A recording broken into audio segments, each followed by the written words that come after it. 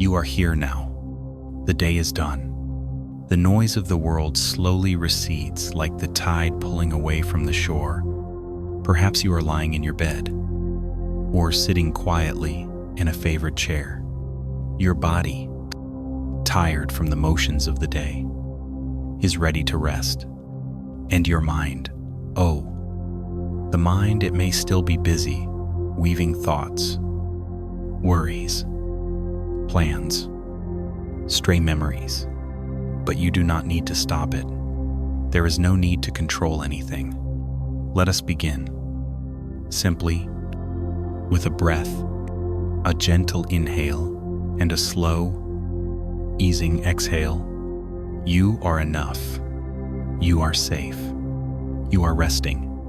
Tonight, I would like to share with you a small practice.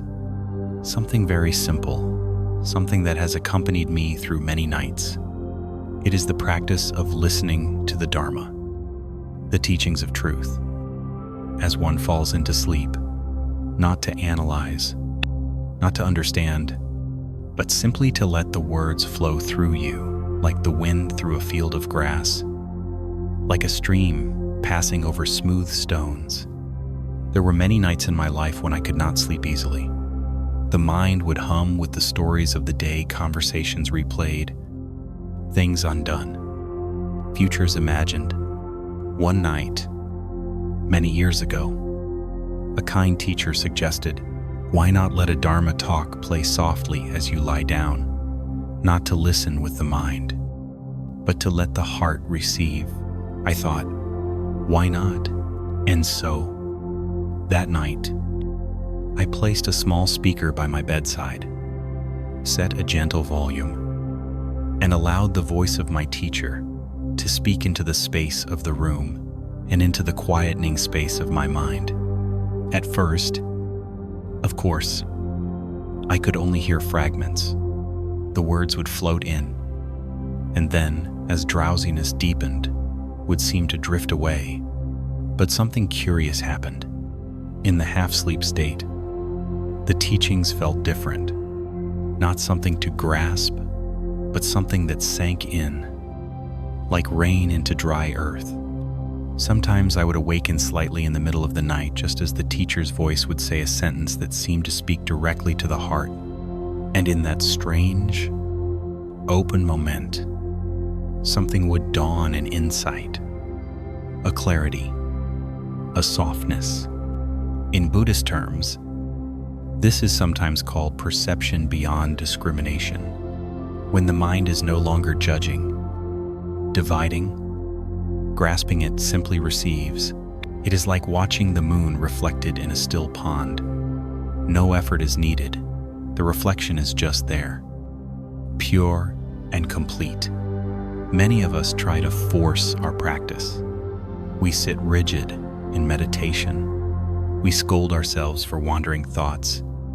We strive to understand profound teachings.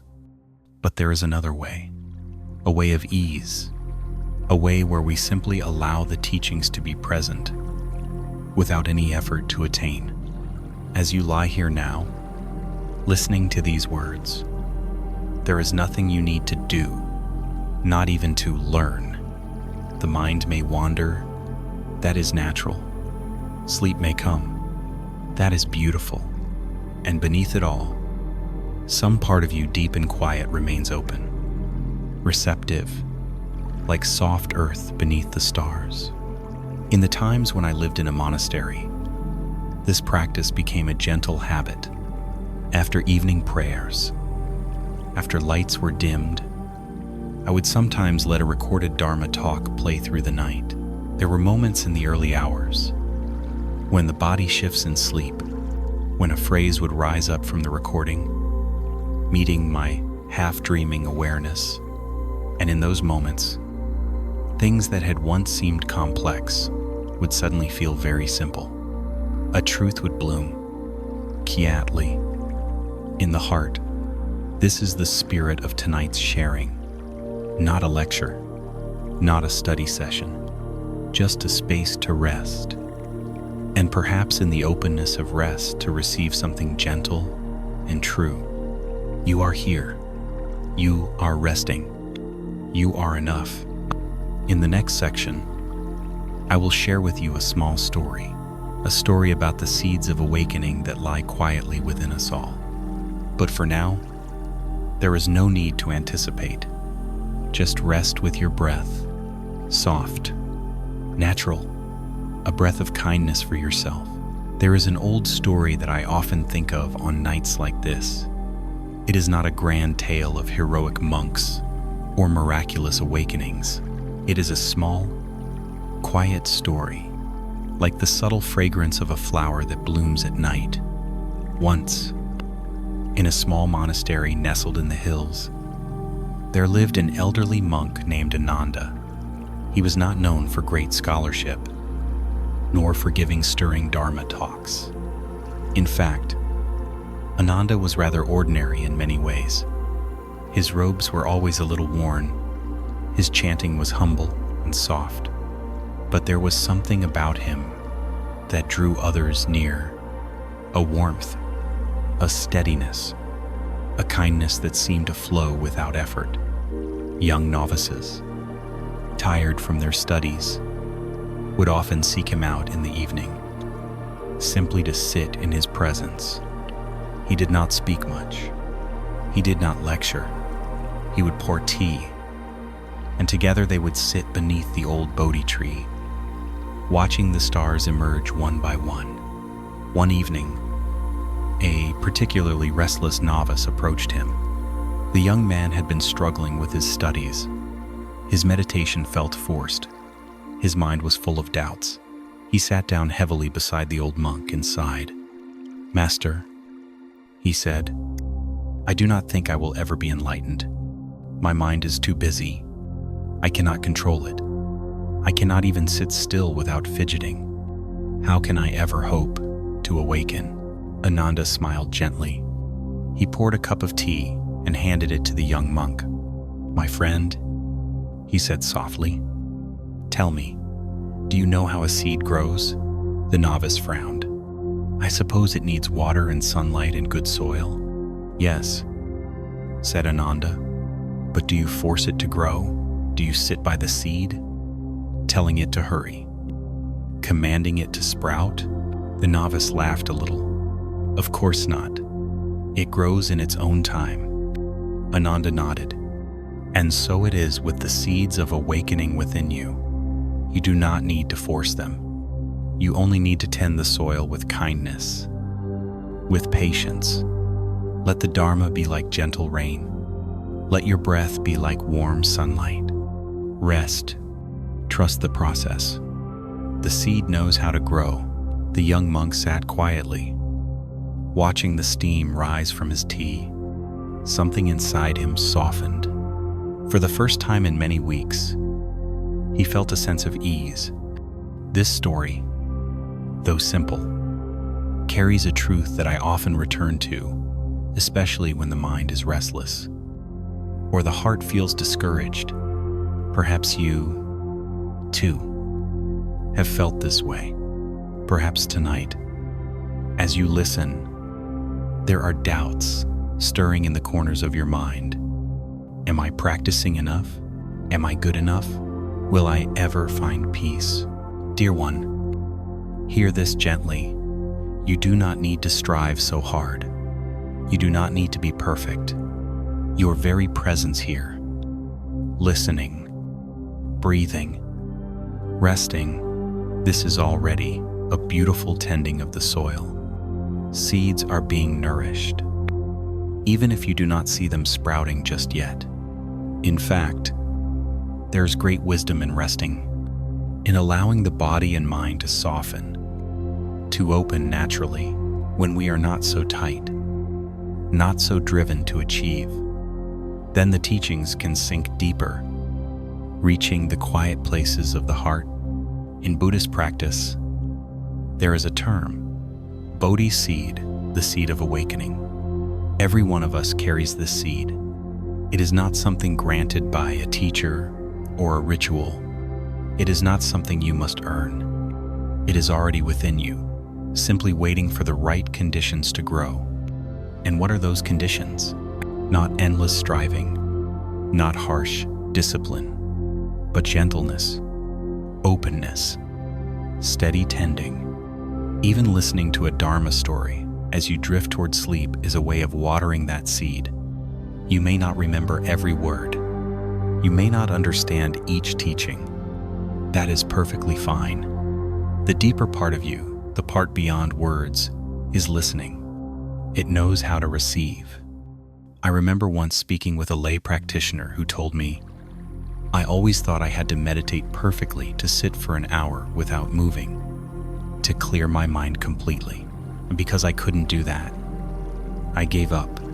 But then, one evening, she began playing short Dharma talks as she prepared for bed. No pressure, no expectations, just the voice of the teachings filling the space. And over time, something shifted. She found herself breathing more deeply, worrying less, responding to life with more patience. She smiled and said, "It was as if the teaching seeped into me when I wasn't trying so hard." There is a deep truth here. Often, the most profound changes happen when we stop forcing them, when we allow the heart to open naturally, like a flower in sunlight. You are doing this now, even as you lie here, listening, even if you grow drowsy, even if the words begin to blur. Something within you is being nourished. Perhaps tomorrow, in an ordinary moment, walking, sipping tea, hearing a bird, a new clarity will arise, not because you strained for it, but because the conditions were right and the seed was ready. This is the quiet magic of practice. Not loud, not dramatic, but steady, subtle, deep. And so tonight, I invite you to release any striving. You do not need to understand this teaching. You do not need to achieve anything here. You are enough. You are resting. You are already tending the soil of awakening. As we continue, I will share more stories. Stories of ordinary people finding extraordinary peace through simple, steady practice. But for now, let your breath be easy. Let the words flow around you like a gentle stream. You are here. You are resting. You are enough. There is a common misunderstanding on the path of practice.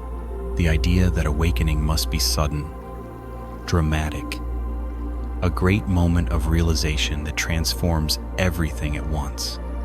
Stories of famous masters attaining enlightenment in an instant feed this perception, and so many of us sit in meditation, listen to teachings, and quietly wait for such a moment, hoping that tonight, perhaps, it will arrive. But the truth is often far simpler and far gentler. Awakening, like the growth of a tree, is a gradual process. Roots deepen before branches spread. Leaves unfold slowly. In their own time, even the tallest, most majestic Bodhi tree began as a tiny seed, unseen beneath the soil. And so too, the seeds of wisdom and compassion in your heart grow at their own pace. There was once a young woman named Clara, whom I met during a retreat in the countryside. She had come hoping for a breakthrough, some moment of deep peace that would free her from long-standing anxiety. For the first few days, she practiced diligently, sitting in meditation with great effort, taking careful notes during talks, pushing herself to do it right. But as the retreat went on, she became frustrated. "I'm doing everything they tell us to do," she confided one afternoon, "but my mind is still racing. I don't feel peaceful at all." I smiled gently and invited her to join me for a slow walk in the garden. We walked without hurry, letting each step be light, connected to the earth. The wind stirred the leaves above us. Bees moved softly among the flowers. After some time, I asked her, "Do you see that tree?" She nodded. It was an old plum tree, gnarled and strong. "When do you think it became a tree?" I asked. She looked puzzled. "I suppose when it grew tall enough, but when it was a seedling, was it not already a tree in essence? And before that, as a seed?" She thought for a moment. "Yes," she said slowly. "It was always becoming a tree." "Exactly," I said. "And so are you? You do not need to force peace or wisdom to appear. They are already unfolding in their own way, in their own time. Your effort is beautiful, but remember also to trust, to give space." Clara's eyes softened. Her breath seemed to deepen. In the days that followed, she moved with less tension. She began to smile more, not because a sudden enlightenment had occurred, but because she allowed herself to rest into the process, to trust the unfolding. This is what I wish to remind you of tonight. As you lie here, listening, there is no need to expect a grand moment of insight. No need to judge yourself. Am I progressing? Am I getting it?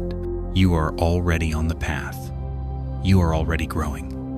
The simple act of being here, of opening to these teachings with a receptive heart, is itself a profound practice. Even in the ancient texts, enlightenment is not always described as a single moment. The Buddha himself spoke of cultivating the path step by step through generosity, ethical living, patience, joyful effort, meditation, and wisdom. Each of these qualities develops over time, like layers of silk being woven into a robe. The modern mind often resists this. We live in an age of speed, instant messages, fast results, quick fixes, but the heart does not grow in haste. It responds to patience, to steady care.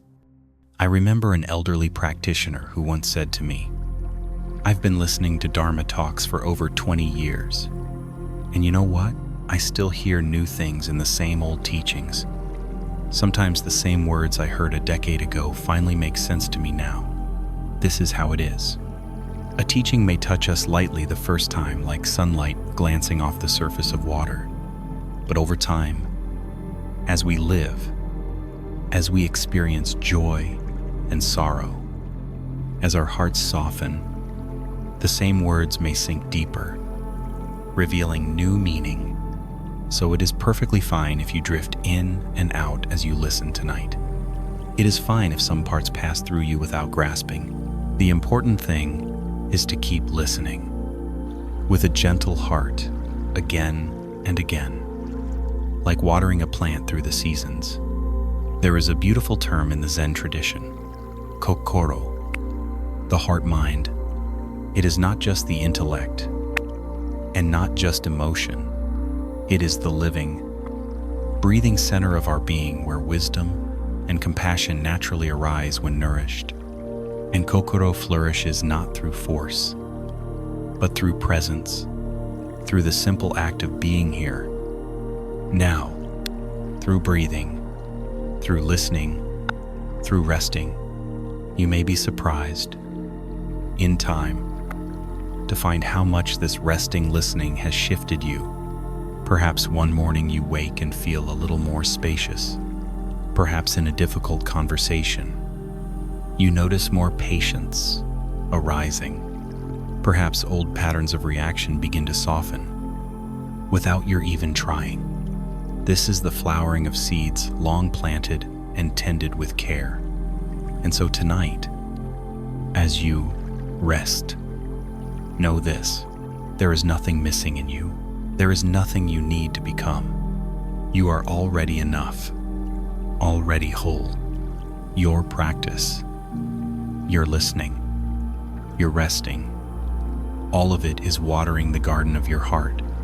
In the next section, I will begin to explore the qualities of the awakened heart, the gentle strengths that grow naturally when we live this way.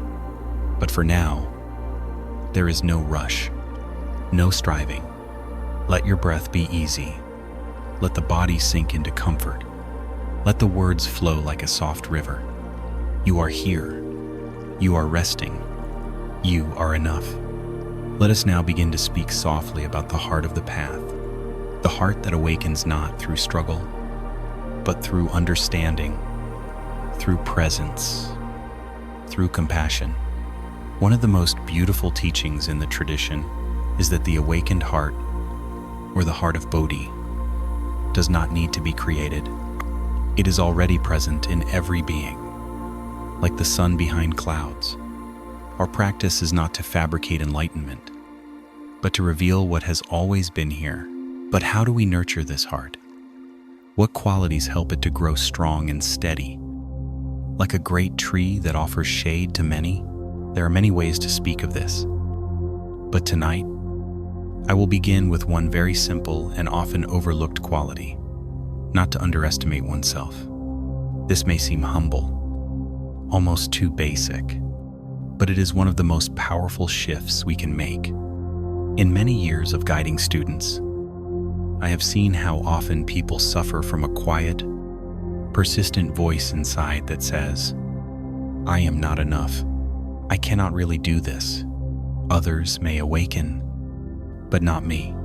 This voice, though soft, acts like a weight around the heart, holding it down. But remember this: the Buddha taught that every being has Buddha nature, not some beings, not only the wise or the disciplined or the saintly. Every being. You, listening now, lying here in your bed, perhaps weary from the day, perhaps carrying old wounds, you, too, are no exception. The seed of awakening is already in you. Once, during a retreat, a woman approached me in tears after a morning session. "I try so hard," she said. "I listen, I meditate, I chant, but I always feel like I am failing, like I will never be a good practitioner." I simply asked her, "When you see a small child learning to walk, and they stumble and fall, do you say they are failing?" She shook her head, surprised. "Of course not." "And why not?" I asked. "Because it is natural," she said. "It takes time to learn." Exactly," I said, "and your heart is no different. Practice is not about being good.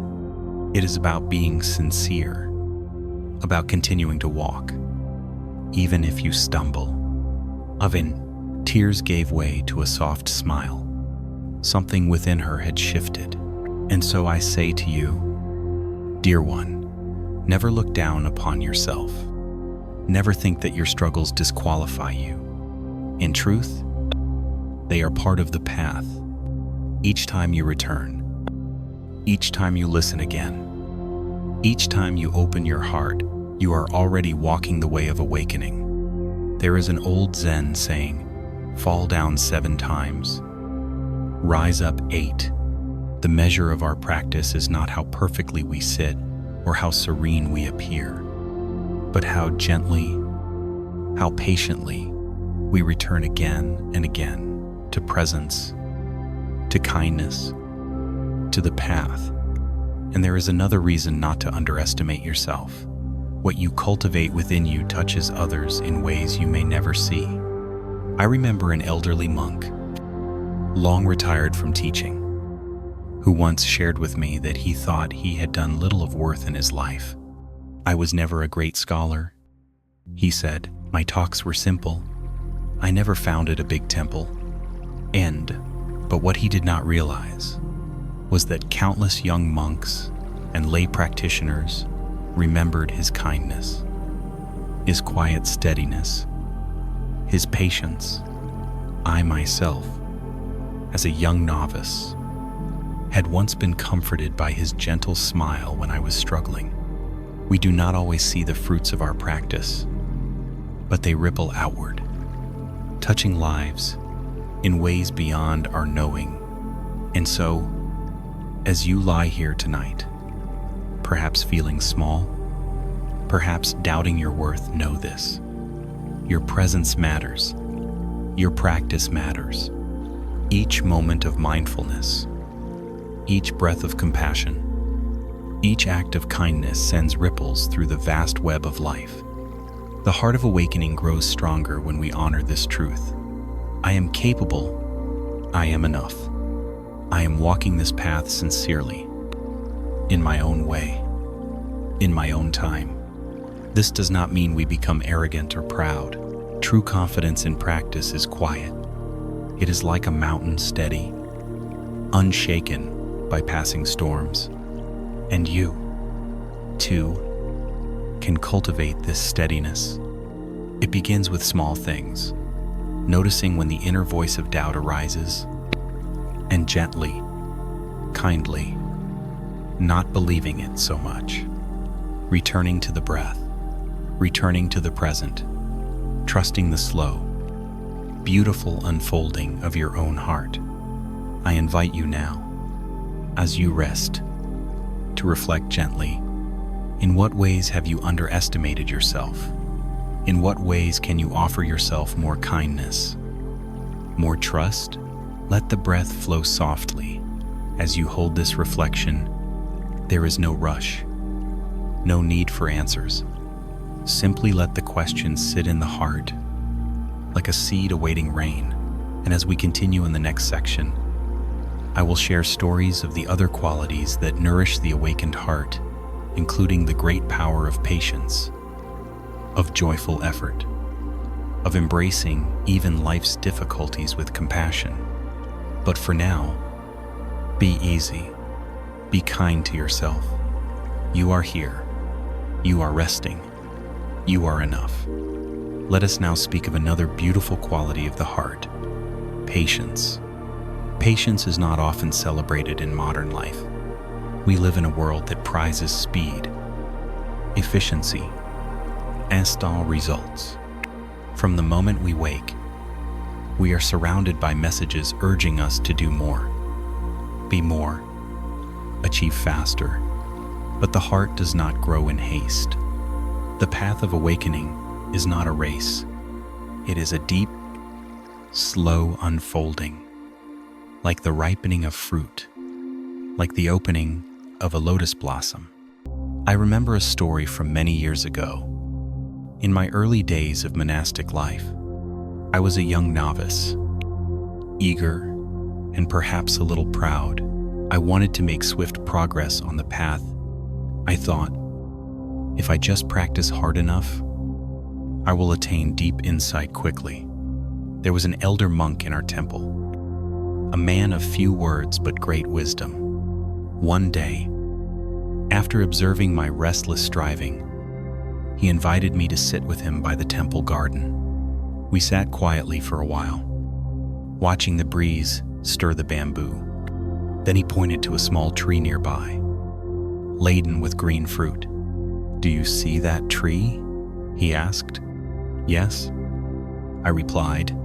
"And would it help?" he said with a smile. "If we pulled on the branches to make the fruit ripen faster?" I laughed. "Of course not. That would only damage the tree." He nodded. And so it is with practice. The fruit of awakening ripens in its own time. You cannot force it. You can only tend to the conditions steady practice. A kind heart, patient trust. That simple teaching stayed with me through many seasons. And as the years unfolded, I came to see its truth again and again. There are periods in practice when progress feels swift. The mind is clear. The heart is open. Insights arise easily. But there are also long stretches when nothing seems to happen, when we feel stuck or discouraged. This is natural. Just as nature moves in cycles, spring's blossoms, summer's fullness, autumn's letting go, winter's rest, so too does our practice. The wisdom of patience is learning to honor these cycles, to stay with the practice even when the fruits are not immediately visible, to trust that beneath the surface, things are growing in ways we cannot yet see. One student once asked me, "But how do I know if I am truly progressing?" I answered, "Notice the small things. Are you a little more patient with others than you were a year ago? Do you return to the breath more easily in times of stress? Are you a little more gentle with yourself?" These subtle shifts are signs of deep change. They may not feel dramatic, but they are the true marks of growth. In one retreat, a young man approached me on the final day.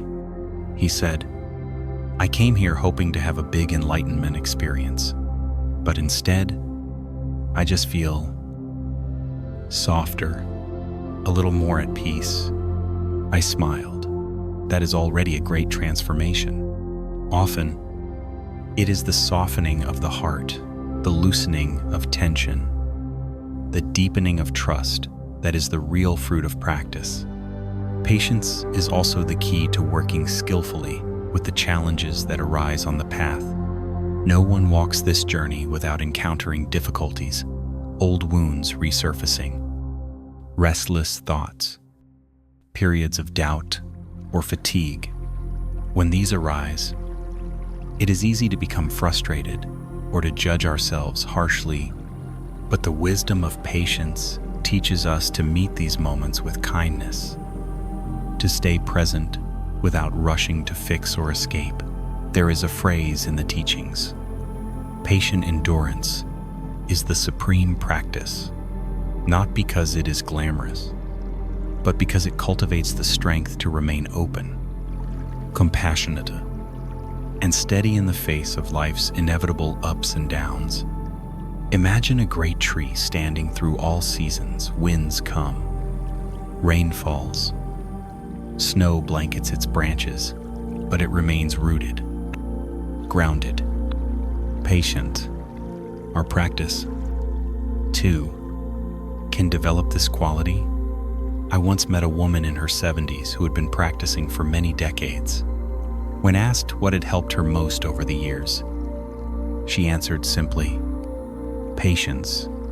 I learned to stay with the practice even when it felt dull, even when I doubted. And over time, I saw how my heart changed. Such quiet perseverance is deeply inspiring. And you, dear one, can cultivate this patience too. Even lying here tonight, listening to this simple talk, you are practicing patience. You are choosing not to chase after stimulation or distraction. You are allowing yourself to be here, to rest, to trust that this gentle listening is enough. Remember, you do not need to rush. The seeds of wisdom and compassion grow slowly, quietly. Your task is only to tend to them with kindness, with steadiness, with faith in the process. In the coming sections, I will speak of other qualities that nourish the heart, including joyful effort, the importance of steady daily practice, and how we can embrace even life's difficulties as teachers. But for now, rest into the arms of patience. Let each breath be an act of trust. You are here. You are resting. You are enough. Tonight, let us begin to speak of joyful effort, a quality that brings lightness to our path, that turns practice from a burden into a source of nourishment. Often when we hear the word effort, we think of strain, of pushing ourselves. Many people approach spiritual practice in this way, with tight determination, judging themselves harshly for every perceived shortcoming. But this is not the effort the Buddha spoke of. The effort of the awakened heart is joyful. It arises from love, from sincerity, from a deep wish to grow and to be of benefit to others. It is like the enthusiasm of a child exploring the world, curious, open, alive. I remember a young monk in our temple who embodied this spirit beautifully. His name was Min. He was not the most skilled chanter, nor the most disciplined meditator. His robes were often a little wrinkled, his chanting sometimes off-key, but he practiced with such joy, such wholeheartedness, that he uplifted everyone around him. Each morning, as the great bell sounded at dawn, Min would rise with a smile, eager for the day's practice. During working meditation, he sang softly as he swept the courtyard. When difficulties arose, sore knees in meditation, a harsh word from an elder, he met them with a light heart and a willingness to learn. One day, another novice complained, "Min, how can you always be so cheerful? Don't you ever feel tired of all this discipline?" Min laughed and said, "Of course I feel tired sometimes, but every moment of practice is a gift. How fortunate we are to have this chance to cultivate our hearts. Why waste it on grumbling?" His words stayed with me. They reminded me that joyful effort is not about denying difficulty, but about choosing to meet each moment with gratitude and openness. And this is something you can cultivate too, even now. Even here, as you listen. Perhaps today was a tiring day. Perhaps your body aches, or your mind feels heavy. But still, you have chosen to be here, to listen, to nourish your heart. This is joyful effort. It does not matter how small the effort seems. Even listening to a few minutes of Dharma, even taking a few mindful breaths before sleep, is an expression of this beautiful quality. One of my teachers used to say, "Little drops of water fill the great jar." In the same way, small, steady efforts accumulate over time, transforming the heart. In my own practice, I have often returned to this wisdom when facing periods of low energy or discouragement. There are days when the mind feels dull, when the body resists formal meditation. On such days, rather than forcing myself harshly, I simply do what I can with a kind heart. Sometimes that means sitting for just a few mindful breaths. Sometimes it means listening to a Dharma talk while lying down. Sometimes it means simply bringing awareness to ordinary tasks, washing dishes, folding clothes, walking quietly. Each of these small acts is an expression of joyful effort, and over time, they weave a life of practice that is sustainable, nourishing, and deeply human. I often tell students, practice should support your life, not exhaust it. The path is meant to bring more freedom, more kindness, more joy, not more tension or self-criticism. So be gentle with yourself. Find ways to bring lightness into your efforts. If formal meditation feels heavy tonight, let listening to this talk be your practice. If sitting still feels difficult, practice mindful movement, or simply rest in the breath. The heart knows how to grow when we meet it with kindness and joy. Another important aspect of joyful effort is learning to celebrate small steps. Often we are so focused on distant goals that we forget to honor the progress we are making here and now. One student shared with me that she used to feel frustrated because she could not sit in meditation for long periods, but then she began to notice that she was less reactive in daily life, more patient with her children, more aware of moments of beauty around her. These are profound fruits of practice, and when she began to honor them, her joy in practice deepened, and her efforts became more sustainable. So I invite you to reflect gently. In what ways has your practice already brought benefit? How are you growing? Even in small, quiet ways, let these reflections nourish your heart Let them inspire you to continue walking this path with a light step and an open smile. In the coming sections, we will explore how to sustain this joyful effort through daily practice, and how even life's difficulties can become precious opportunities for growth. But for now, rest in the warmth of your own sincerity. You are already practicing beautifully by being here, by listening, by nourishing your heart with kindness. You are here. You are resting. You are enough. Now, let us speak of daily practice, not as a rigid duty, but as a gentle rhythm of life. In many teachings, it is said that consistency is more important than intensity. Just as a river shapes stone not by force, but by steady flow, so too does daily practice gradually transform the heart. I have met many students who attend a retreat or an intensive workshop and return home full of inspiration. For a time, they practice diligently, meditating for hours, studying countless texts. But soon, life's demands intrude. The practice fades. Giltari says, they feel as though they have failed. When they come to me, worried, I always remind them, it is not necessary to practice perfectly. What matters most is to practice steadily, to weave practice into the fabric of your daily life.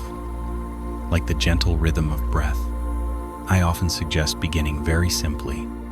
Even 15 minutes a day can be profoundly transformative, if done with sincerity. A few minutes of sitting quietly with the breath upon waking, listening to a short Dharma talk while preparing a meal, walking mindfully from one room to another, pausing to take 3 conscious breaths before a meeting or a conversation. These small acts, repeated daily, gradually create an inner atmosphere of mindfulness and compassion. They are like drops of water, nourishing the seed of awakening within you. One woman I know, a busy mother of 3, once told me, I thought I could never be a real practitioner because I didn't have time for long meditations. But then I realized I can breathe mindfully while folding laundry. I can listen to Dharma while driving. I can bring compassion to my interactions with my children. And through these simple acts, her practice deepened more than she had imagined. Another man shared with me that he listens to Dharma talks each night as he falls asleep, just as you are doing now. He said, at first I worried I wasn't really paying attention, but over time, I noticed I was responding to life with more patience, more clarity. The teachings were sinking in quietly.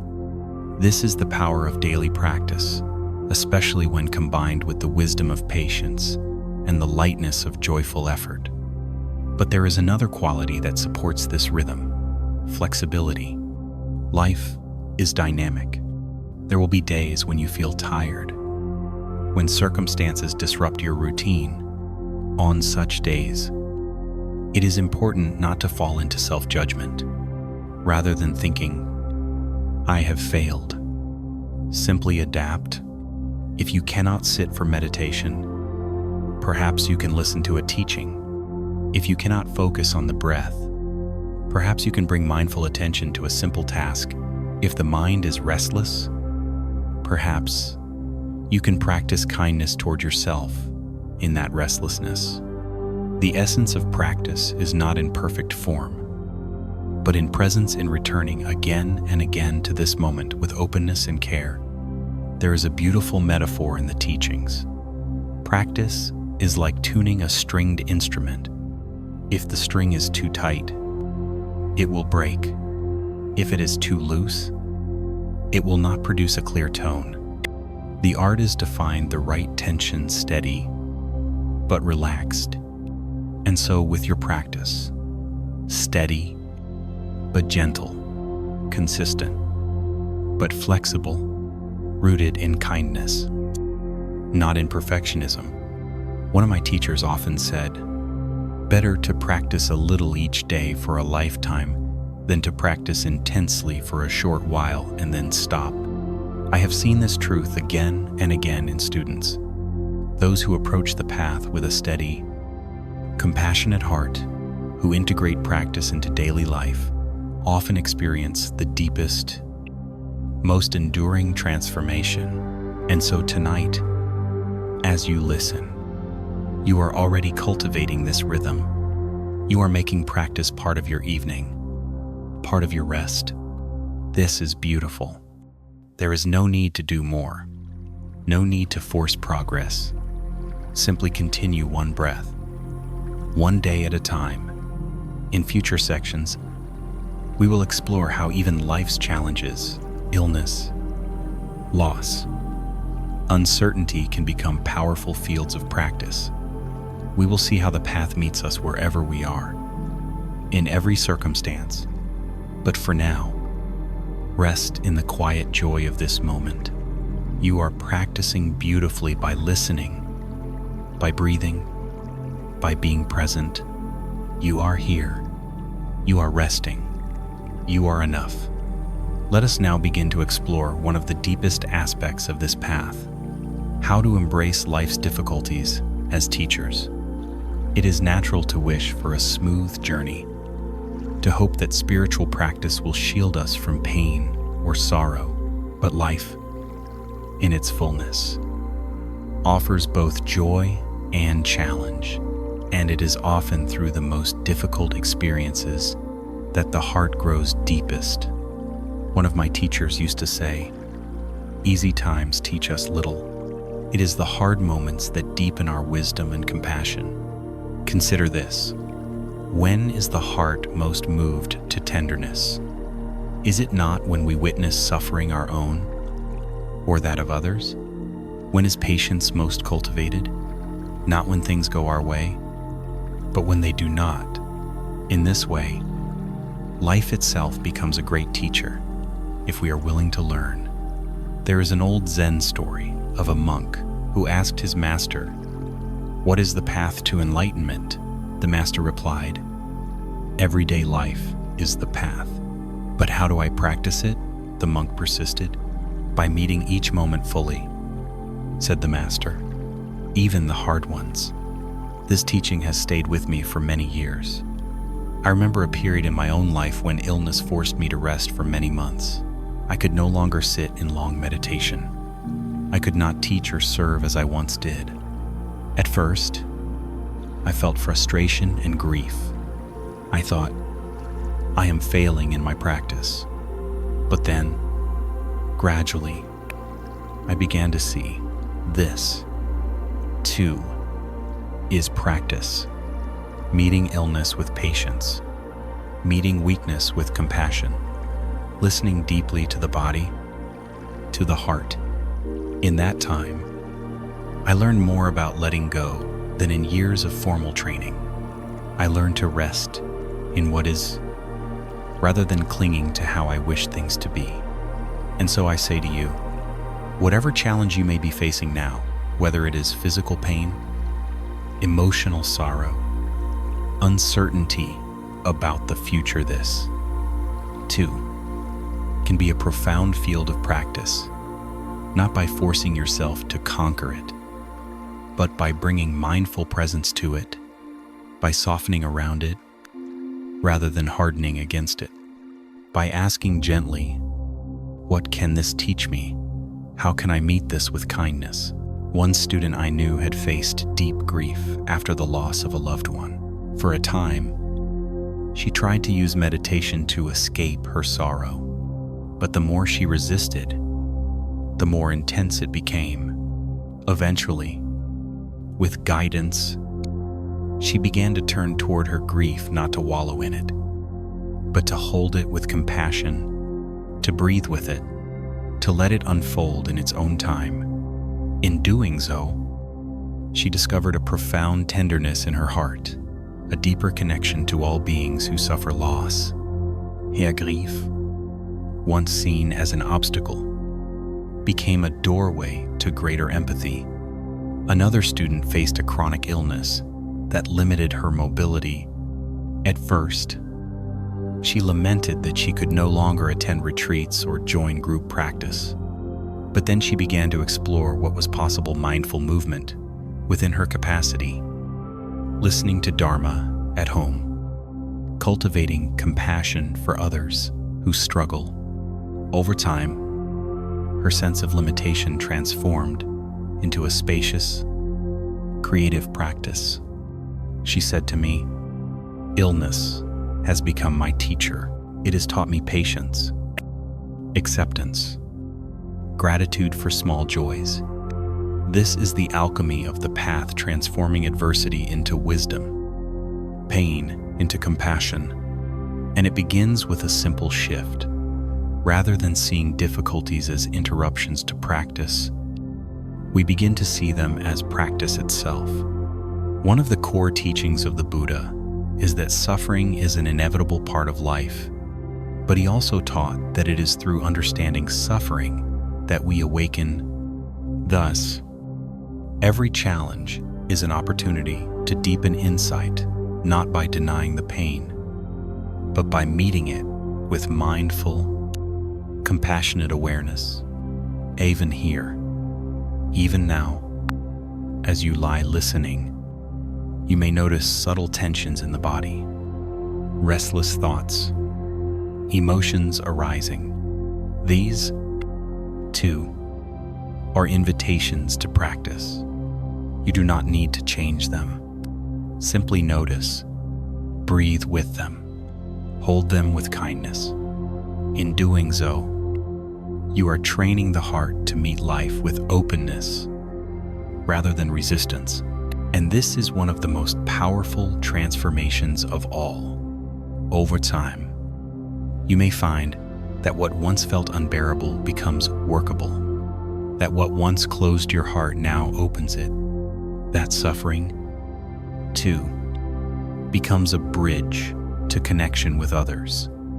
This does not mean we seek out pain. It means that when it arises, as it inevitably will, we do not turn away. We meet it with the same presence, the same compassion we cultivate in meditation or in listening to teachings. And this is why daily practice, as we spoke of in the last section, is so important. It prepares the heart, strengthens the inner resources that allow us to meet difficulties skillfully, just as an athlete trains the body before facing a great challenge. We train the heart through mindfulness, patience, joyful effort, so that when life brings storms, we can stand rooted, steady, open. I once heard a wise teacher say, "The goal is not to eliminate suffering, but to cultivate a heart that can hold it with grace." And this is something anyone can do. It does not require perfect meditation. It does not require advanced study. It requires only the willingness to be present with kindness, with patience, with curiosity. So tonight, as you rest, know this: whatever you are carrying, whatever challenges you face, they, too, can become part of your practice. You are not failing because life is hard. You are walking the path right here, right now, exactly as you are. You are here. You are resting. You are enough. As we continue this gentle journey together tonight, let us turn to one of the most beautiful and transformative qualities of practice: compassion. It is said that wisdom and compassion are like two wings of a bird. Both are needed to truly fly. Without compassion, wisdom can become cold, detached. Without wisdom, compassion can become sentimental or overwhelming. But together, they create a path of deep healing and connection. Compassion begins, always, with ourselves. This is often the most challenging part. Many of us are quick to offer kindness to others, yet harsh and unforgiving toward ourselves. We carry old judgments, unresolved regrets, a quiet voice inside whispering, "I am not enough." But true compassion sees through these illusions. It recognizes our shared humanity, our struggles, our imperfections, our longing to be whole. In the teachings, there is a practice called metta, or loving kindness. It begins simply by offering gentle phrases of goodwill to oneself. May I be safe. May I be happy. May I be healthy. May I live with ease. At first, this may feel awkward. Some students tell me, "I cannot say these things to myself. I don't believe them."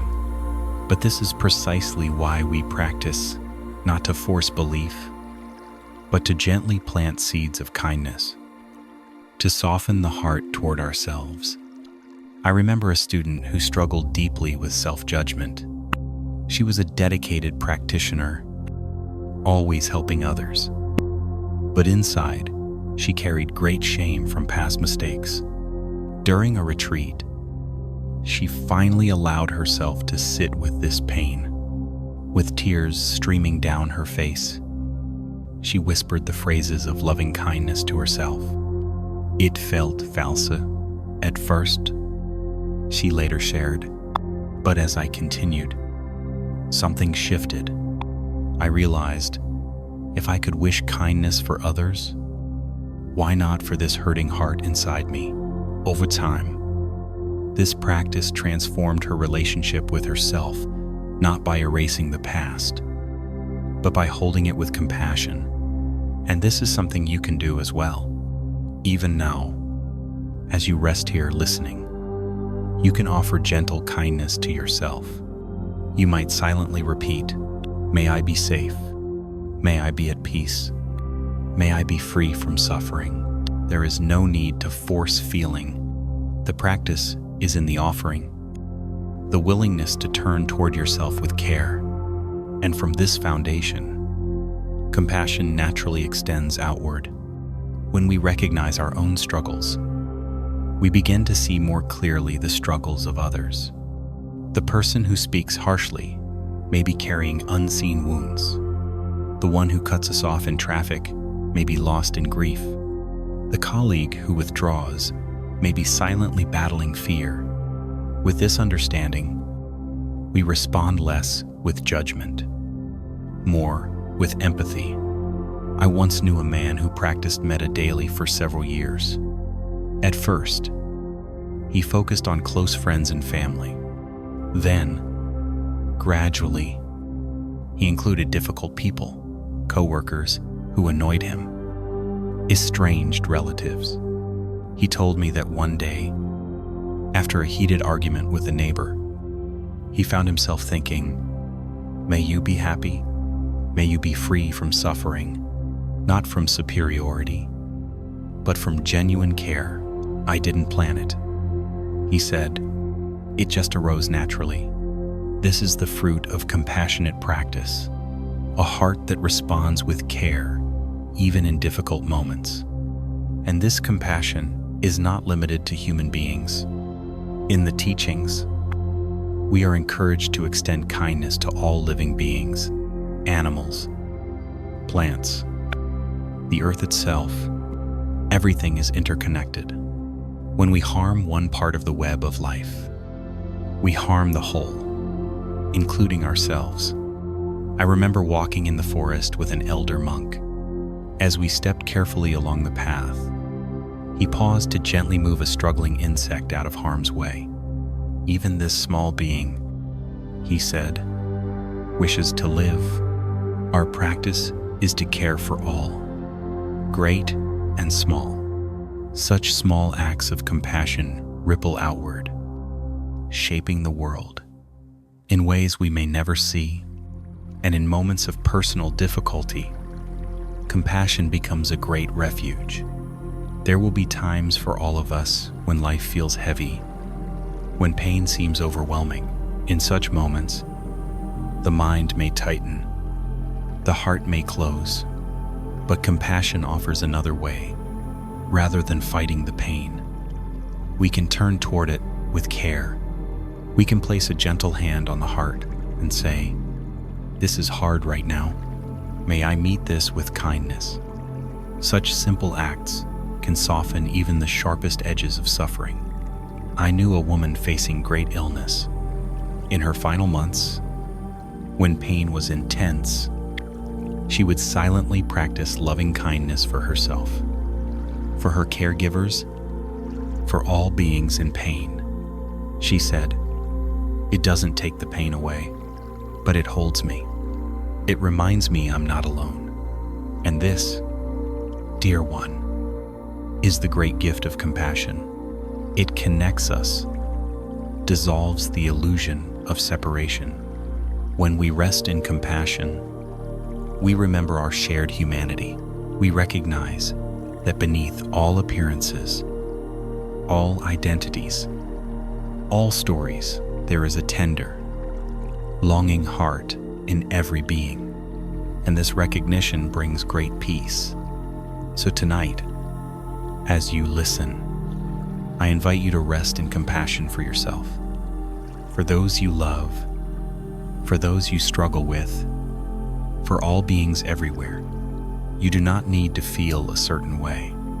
You do not need to force anything. Simply hold the intention. May all beings be safe. May all beings be at peace. May all beings be free from suffering. And know that even this quiet intention is an act of deep practice, one that nourishes the heart, one that touches the world. You are here. You are resting. You are enough.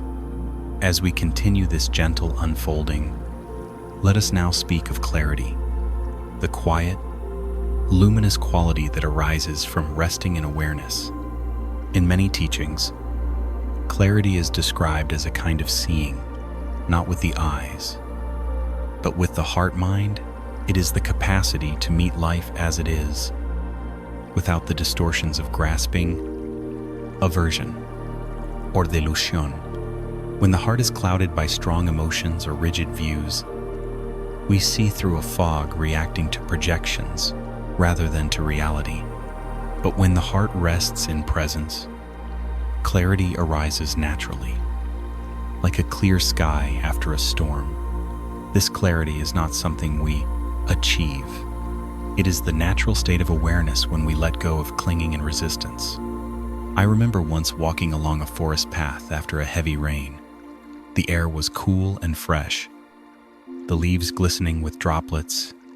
As I walked, the sun broke through the clouds, illuminating the landscape with a soft, golden light.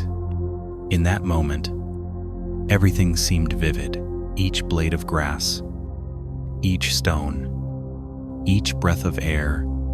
Later, in reflection, I realized this is how the mind can become when we release the weight of grasping. Clear, luminous, connected.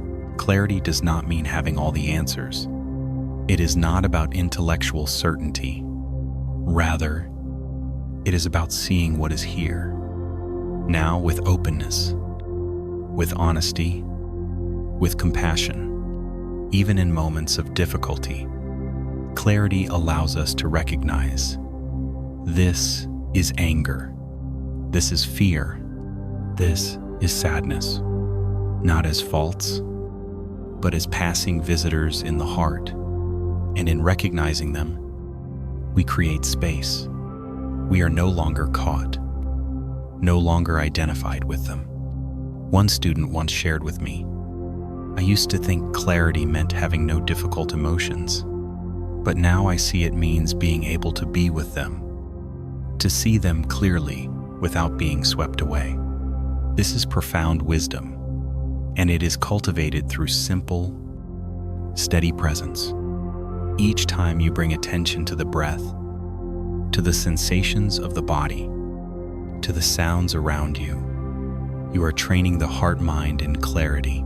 Each time you pause before reacting, each time you inquire gently, "What is happening in me right now?" You are nurturing this luminous seeing. Even listening to a Dharma talk as you rest, as you are doing now. Plants, seeds of clarity. The teachings remind us of our capacity to meet life with awareness, to respond rather than to react.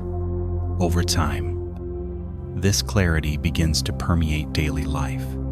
A parent pauses before scolding a child, noticing the arising of frustration. A driver breathes through irritation in traffic, seeing the impulse to anger without feeding it. A worker recognizes the tension of anxiety and brings a hand to the heart, offering kindness. These small moments are the fruit of clarity in action. And as clarity deepens, it brings a natural sense of freedom. We are no longer so tightly bound by habits of thought or emotion. We can meet life's joys and sorrows with greater ease, greater spaciousness. One of the metaphors often used in the teachings is that of a mirror, clear and reflective, yet unstained by what passes across it. When the mind rests in clarity, it can reflect all experiences without clinging to them, without being disturbed by them. But this does not mean we become detached or indifferent. On the contrary, clarity allows us to engage with life more fully, with greater compassion, because we are no longer trapped in reactivity. I remember a story of an elderly teacher who, upon hearing difficult news, simply placed his palms together and breathed deeply. A student asked, "Master, why are you not upset?" He replied, "I am feeling sadness, but sadness does not need to control me. I can meet it with awareness, with compassion." This is the gift of clarity, the ability to be with life as it is, with wisdom and love. And you, too, can cultivate this gift even now. As you lie here listening, you can practice resting in awareness, not striving to achieve clarity, but simply noticing the breath rising and falling, the sensations of the body, the flow of thoughts and emotions, the sound of these words. Each moment of gentle noticing strengthens the heart's capacity for clear seeing, and this clarity, once nurtured, becomes a refuge, especially in times of uncertainty or change. When life brings unexpected challenges, clarity helps us to respond wisely rather than reacting from fear or habit.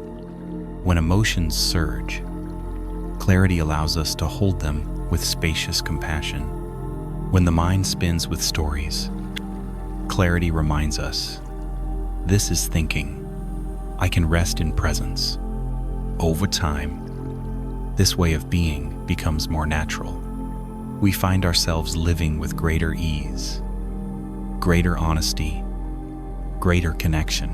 And so tonight, as you rest, know that you are already nurturing this clarity simply by listening, by being present, by allowing awareness to unfold. There is no rush, no goal to attain, only this breath, this moment. You are here, you are resting, you are enough. As we move gently onward, let us now explore a beautiful teaching from the tradition, the 6 qualities, often called the 6 perfections, or paramitas, that nourish the path of awakening. These qualities are not distant ideals. They are living, breathing ways of being that we can cultivate here and now in daily life. And tonight, as you rest, we will begin to touch them softly, one by one, not as concepts to grasp, but as seeds to plant in the heart. The first is generosity dana. Generosity is more than giving material things. At its essence, it is the open-hearted wish to benefit others, to ease suffering, to share what we can. One of my teachers used to say, The most precious gift is presence. Indeed, in a world where so many feel unseen, unheard, simply offering our full attention is an act of profound generosity. Consider this: when you truly listen to another without interrupting, without judging, simply holding space, you are offering them a deep kindness. Or when you offer a smile to a stranger, a word of encouragement to someone struggling, a moment of patience to a difficult person, these too are acts of generosity. And perhaps most important is the generosity we offer ourselves: time to rest, space to heal, permission to be imperfect, even now. By choosing to listen to this teaching, by caring for your own heart, you are practicing this inner generosity. The second quality is ethical living, sila. Ethics in the Buddhist path is not about rigid morality, but about living in a way that reduces harm and fosters trust and kindness. When we speak truthfully, act with integrity, refrain from harming others, we create conditions of safety for ourselves and for those around us. I often remind students, ethical living is a gift we give not only to others, but to ourselves. When our actions align with our values, the heart rests more easily. There is less inner conflict, more peace. This does not mean perfection. All of us will make mistakes, but each moment is an opportunity to begin again, to choose kindness, to choose honesty, to choose care. The third quality is patience, kshanti, which we explored earlier. But let us now deepen. Patience is not mere endurance. It is the capacity to meet life's challenges with a spacious heart when difficulties arise in ourselves, in others. In the world, patience allows us to stay present, to respond wisely rather than react impulsively. A teacher once said, "Patience is the armor of the heart." It protects us from being pierced by every passing irritation or disappointment. And again, patience begins with ourselves. Can we be patient with our own growth, our own unfolding? Can we meet our imperfections with gentleness? The fourth quality is joyful effort, virya, which we have touched upon as well. Joyful effort is the steady, enthusiastic engagement with the path.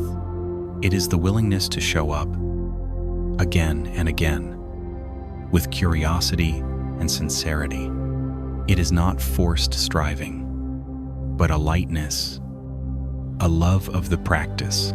Even now, as you listen with openness, as you rest with intention, you are embodying this joyful effort. The fifth quality is meditation, dhyana, the cultivation of calm, steady presence. Meditation is not confined to the cushion. It is a way of being attentive, grounded, aware. When we bring mindful presence to the breath, to sensations, to daily activities, we are practicing this quality, and as the mind settles, clarity arises. The heart becomes more spacious, more responsive. Finally, the sixth quality is wisdom, prajna. Wisdom is not about accumulating knowledge. It is the deep, intuitive understanding of the nature of life. It is seeing the impermanence of all things, the interconnection of all beings, the causes of suffering, and the path to freedom. And wisdom arises naturally when we cultivate the other qualities: generosity, ethics, patience, joyful effort, meditation. It is like the fragrance that emerges when a flower fully blooms. Together, these six qualities form a beautiful, integrated path. They nourish and support one another, and they can be cultivated in simple, everyday ways. As you listen tonight, perhaps you can reflect softly, how might I bring more generosity into my day? How might I live with greater integrity? How might I meet challenges with more patience? How might I engage the path with joy? How might I deepen presence in daily life? How might I open to wisdom? There is no need to answer now. These are seeds to plant, questions to live. And remember, this is not a path of perfection, but of sincere practice. Each small step matters.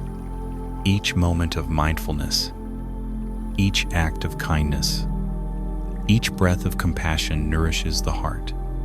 You are already walking this path. You are already cultivating these beautiful qualities simply by listening, by caring, by being here. In the next sections, we will continue to explore how these qualities manifest in daily life, how they can support us through both joy and difficulty. But for now, rest in this simple knowing. The seeds of awakening are already within you. You are here, you are resting, you are enough.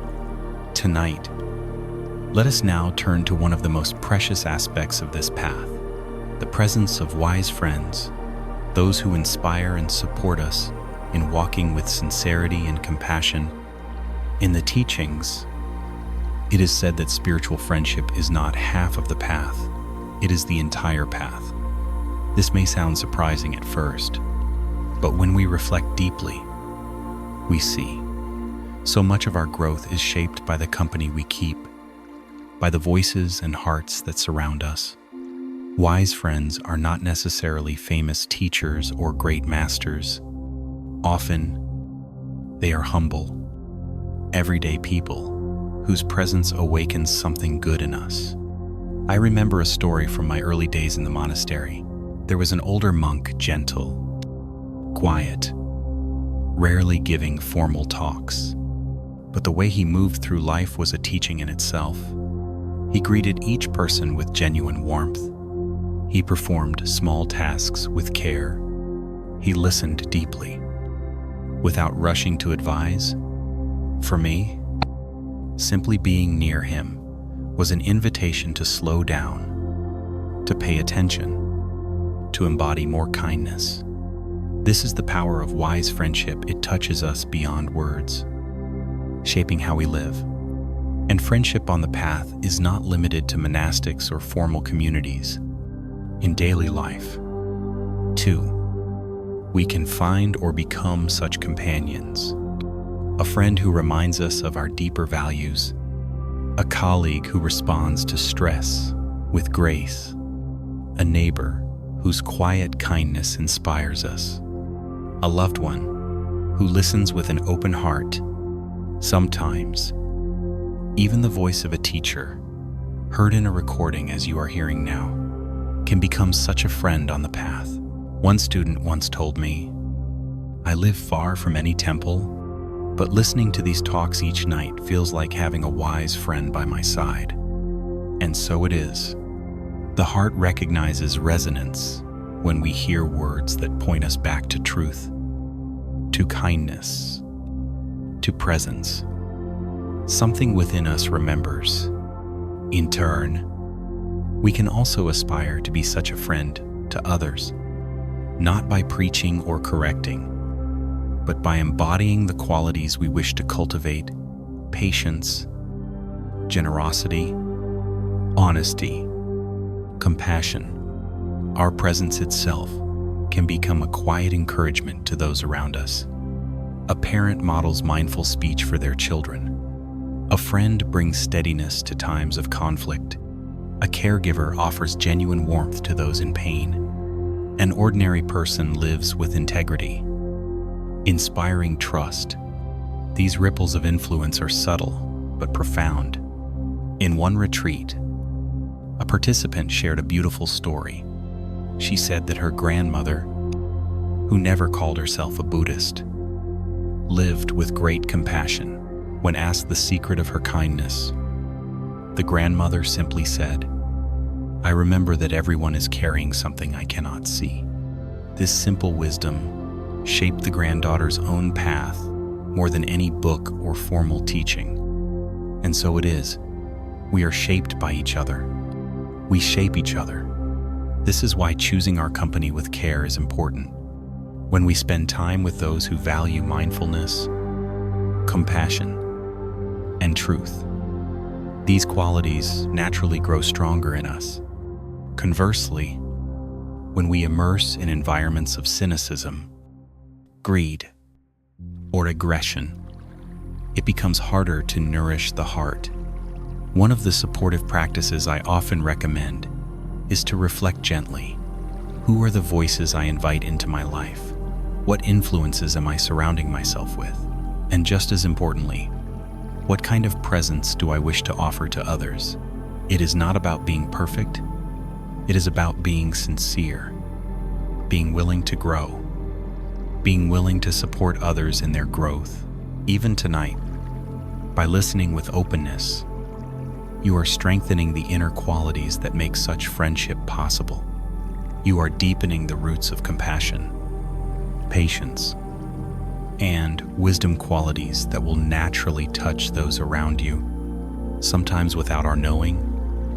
A small act of kindness, a word of encouragement, a moment of genuine presence can deeply nourish another's heart. And so we walk this path together, supporting, inspiring, reminding one another of what matters most. As the Buddha said, spiritual friends, companions, and support. This is the whole of the holy life. You are not walking alone. Even now, as you listen in the quiet of the night, you are part of a vast web of practice, countless beings across time and space, cultivating the heart of awakening. And in the coming sections, we will explore how this sense of connection can deepen further through loving kindness, through compassion, through the understanding of interbeing. But for now, rest in this knowing you are supported, you are connected, you are here, you are resting, you are enough. As we continue this quiet unfolding, let us now explore a profound understanding that lies at the heart of many teachings, the truth of interbeing. This simple yet deep truth reminds us that nothing exists in isolation. Everything arises in connection. In relationship, the breath you take now is made possible by the trees, the air, the sun, the earth, the countless beings and conditions that sustain life. When we truly understand interbeing, the sense of separation softens. We begin to feel more deeply connected to others, to nature, to the whole of life. I remember a moment in the monastery when this understanding became very clear for me. It was a simple morning. I was sweeping the garden path after a night of wind.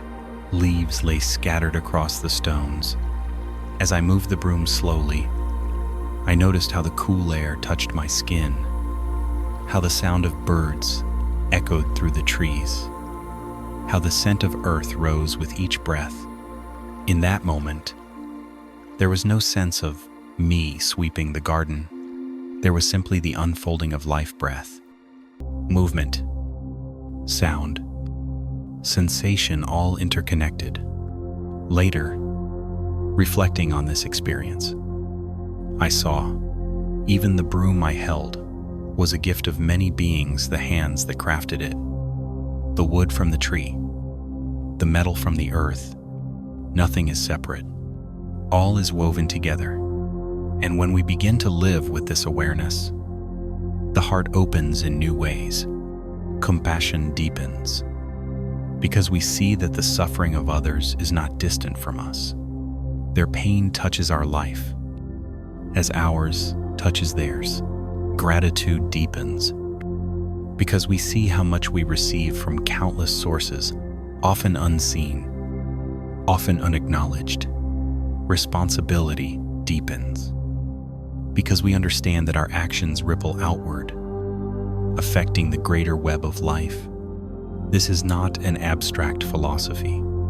It is something we can feel directly in the body, in the heart. One simple practice to cultivate this is gratitude. Each day, we can reflect: what supports my life? The food I eat, the water I drink, the clothes I wear, the shelter I enjoy. Each of these is the fruit of many lives, many efforts. Even the words you are hearing now arise from a long lineage of teachers, of translators, of practitioners who have preserved and shared these teachings. When we reflect in this way, a natural humility and appreciation arises. We begin to walk through life with greater reverence. Another way to deepen this understanding is through mindful awareness of nature. When we sit beneath a tree, or walk by a river, or feel the wind on our skin, we can remember we are not apart from this. We are part of this great living earth. In moments of quiet reflection, you may sense this deeply: a feeling of belonging, of kinship with all beings. And this sense of interbeing transforms how we relate to others. In conflict, we may remember this person, too, is shaped by countless causes and conditions. Their actions arise from their own joys and wounds, their own hopes and fears. In joy, we may remember this happiness is not mine alone. It is supported by many and can be shared with many. Even in solitude, we may feel accompanied by the trees, the sky, the unseen network of life that holds us. A student once shared with me, I used to feel very alone, but when I began to practice with awareness of inner being, I saw I am never truly alone. The earth beneath me, the air I breathe, the lives that touch mine, they are always here. This understanding is a great comfort, especially in times of loss or uncertainty. When we remember interbeing, we see that life flows through us, not from us. We are part of something vast, dynamic, ever-changing. And this helps us to release the tight grip of self-centered thinking, the grasping and fear that so often drives suffering. Instead, we begin to live with greater openness, greater generosity, greater ease. Even now, as you listen, you can sense this truth. The breath entering your body connects you to the world. The sounds you hear arise from many sources. The words spoken here are shaped by countless conditions. You are not a fixed, separate entity. You are a living process in relationship with all that is Bay. And this is a source of great freedom. When we release the illusion of isolation, we relax into the flow of life. We trust more, fear less. We care more deeply for others, knowing that their well-being is bound up with our own. This is the path of the awakened heart, a path of connection, compassion, and wise engagement with the world. And so tonight, as you rest, you are already nurturing this understanding. With each breath, you are participating in the great dance of life. With each moment of awareness, you are weaving threads of connection. You are here. You are resting. You are enough. As we continue on this quiet path tonight, let us now explore the beauty of letting go, a practice that brings great freedom to the heart. In many teachings, the root of suffering is not life itself, but our clinging to ideas, to possessions, to identities, to expectations.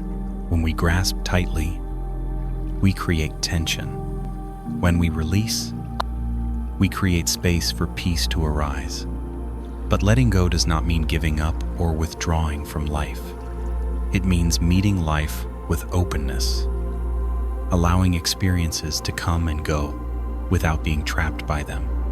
There is a simple image often used: the open hand. When the hand is clenched, it cannot receive, cannot give, cannot move freely. When the hand is open, it is responsive, fluid, alive. The same is true for the heart. One student once asked me, "How do I know what to let go of?" I replied, "Notice what brings tightness, what causes suffering. These are signs of clinging, and when you soften around them, space opens." Letting go is a gradual process, a gentle unbinding. It begins with awareness, seeing where we are holding tightly. Perhaps it is a fixed idea of how life should be. Perhaps it is an old resentment or regret. Perhaps it is an identity we feel compelled to maintain. As we bring mindful presence to these patterns, we begin to see their effects, the tension they create, the ways they limit our freedom. And in seeing, the heart naturally begins to soften. We may breathe into the tightness, offering kindness to ourselves. We may inquire gently, "Is this holding still serving me?" We may experiment with loosening the grip, moment by moment. Sometimes, letting go happens naturally, like leaves falling in autumn. Other times, it requires patient practice, and it is important to remember, letting go is not forced. It is an unfolding, guided by wisdom and compassion. One elder practitioner shared with me, "For years, I carried anger towards someone who had harmed me. I thought I had to forgive quickly, but I couldn't. Eventually, I learned to meet the anger with compassion, to hold it gently, without feeding it. Over time," she said, "the anger softened, not because I forced it, but because I stopped clinging to the story around it." This is the heart of the practice, not pushing things away, but releasing the grasping that binds us. And this applies not only to painful experiences, but to pleasant ones as well. Often, we cling to joy, to success, to relationships, fearing their loss, trying to hold them in place. But everything in life is impermanent. When we try to freeze what is fluid, we create suffering. A teacher once said, "Enjoy the beautiful sunset, knowing it will pass. Love deeply, knowing that all things change." This does not diminish joy, it deepens it. When we let go of grasping, we can fully experience each moment without fear or attachment. I remember a simple moment walking by a river. The sunlight sparkled on the water. Birds sang in the trees. Rather than trying to capture the moment with thought, with words, with desire, I allowed it to flow through me. And in that openness, joy arose pure, ungrasped, free. This is the paradox of letting go. In releasing, we receive more fully. And this practice extends to all aspects of life. When we let go of the need to control others, relationships become more spacious. When we let go of rigid self-images, we can grow more freely. When we let go of striving, we can rest more deeply in presence. Even in this moment, as you lie here listening, you can practice letting go. Let go of needing to understand every word. Let go of striving for a particular experience. Let go of judgments about how you should be feeling. Simply rest. Allow the words to wash over you. Allow the breath to move naturally. Allow the body to settle. In this openness, the heart relaxes. Clarity and peace arise naturally. And as we cultivate this way of being in formal practice, in daily life, we begin to live with greater freedom. We are less bound by the past, less fearful of the future, more present to the richness of now. This is not an escape from life. It is a deeper engagement with life, unclouded by clinging. And over time, this freedom becomes a gift we offer to others as well. When we meet life with an open heart, we invite others to do the same. When we release judgment, we create space for understanding. When we release fear, we create space for love. This is the path of letting go, a path of deep peace. And so tonight, as you rest, you are already practicing this. With each breath, you can release a little more tension, expectation, striving. With each moment of presence, you can open a little more to life, to love, to freedom. You are here. You are resting. You are enough. As we continue this quiet journey, let us now explore the beauty of presence, the art of being here, fully. In this moment, presence is the heart of mindfulness. It is the doorway through which all other qualities of practice unfold. When we are present, we touch life directly. We are no longer lost in the past, no longer reaching toward the future. We meet what is here, now, with openness, with curiosity, with compassion. Yet in modern life, presence can feel elusive. The mind is often busy planning, remembering, judging, comparing.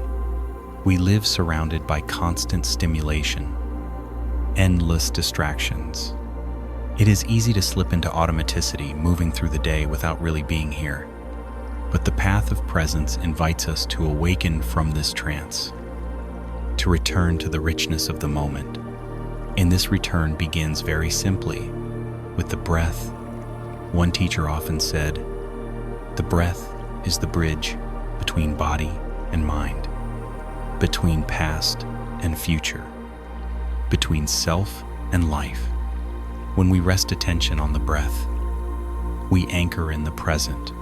We create a space where awareness can unfold. You might notice this now. As you listen, the gentle rising and falling of the breath, the sensations of the body resting, the sounds of the room, near and far, the flow of words, arriving and passing. All of this is happening now alive, dynamic, immediate, and in meeting it with presence, the heart begins to settle, the mind begins to clear. Aquiet joy arises.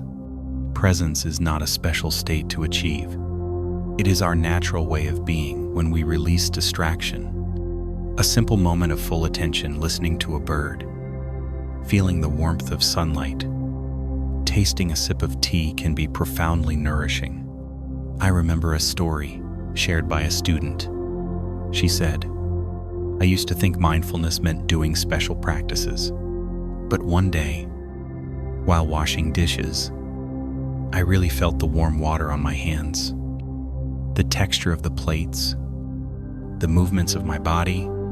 For a moment, I was completely present, and it felt so peaceful." This is the gift of presence. It transforms ordinary moments into sacred experiences. And presence is not limited to pleasant moments. When we are present with difficulty, with pain, with fear, with sadness, we create space for healing. Instead of resisting or fleeing, we meet what is here with kindness. A simple practice I often offer is this. When you notice discomfort, physical or emotional, pause. Bring attention to the breath. Name gently what is present. This is tightness. This is sadness. This is fear. Then, breathe with it. Hold it in awareness. Offer kindness. This presence is not passive. It is an active embrace, saying to life, I am here.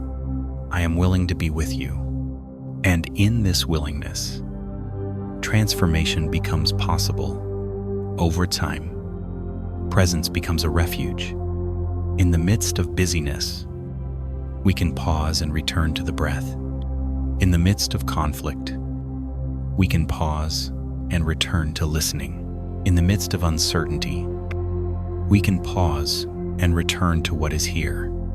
Each time Vidoso, we strengthen the capacity to live with greater stability, clarity, and compassion. And presence connects us more deeply with others.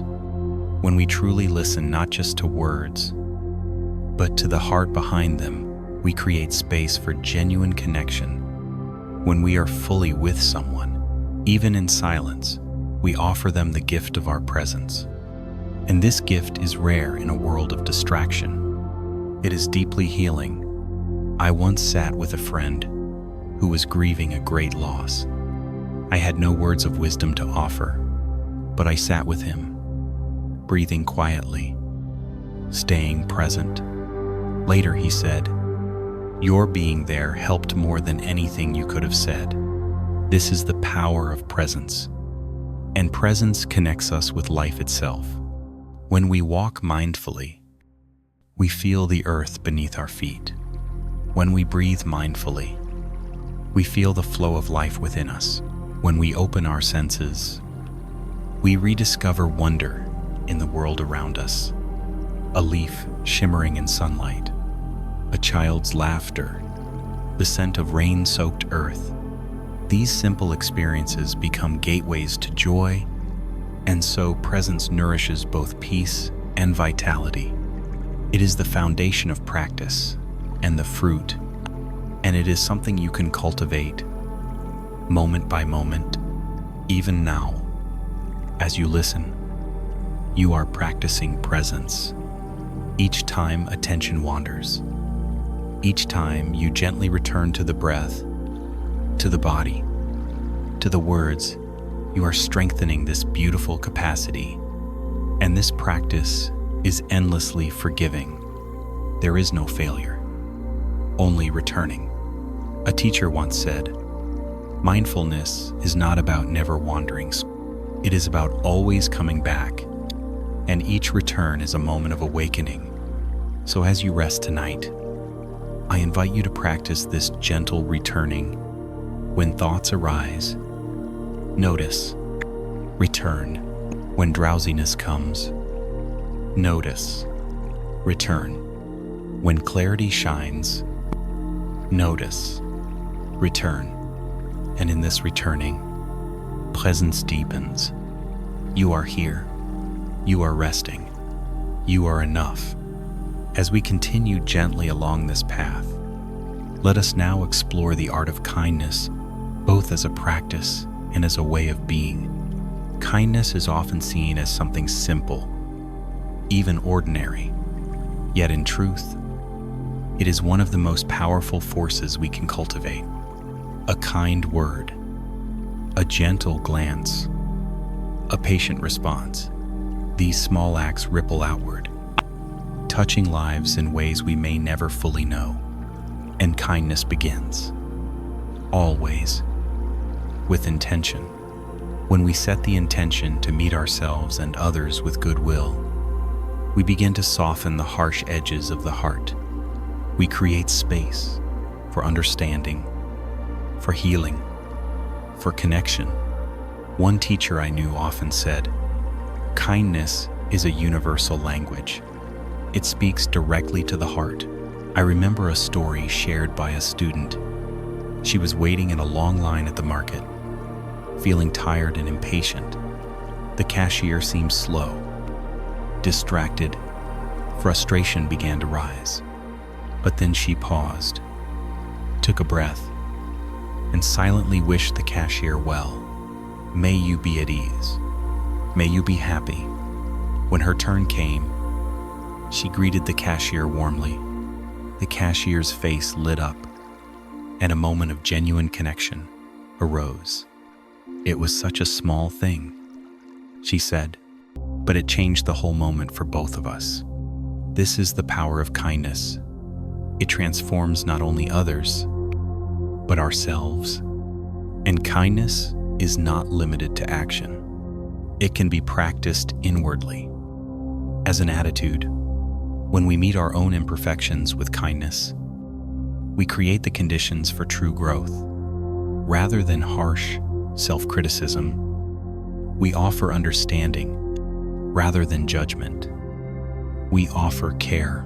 A simple practice I often suggest is this. When you notice a moment of suffering, frustration, fear, sadness, place a gentle hand on your heart and silently say, "This is hard right now. May I be kind to myself?" This simple gesture can bring great relief.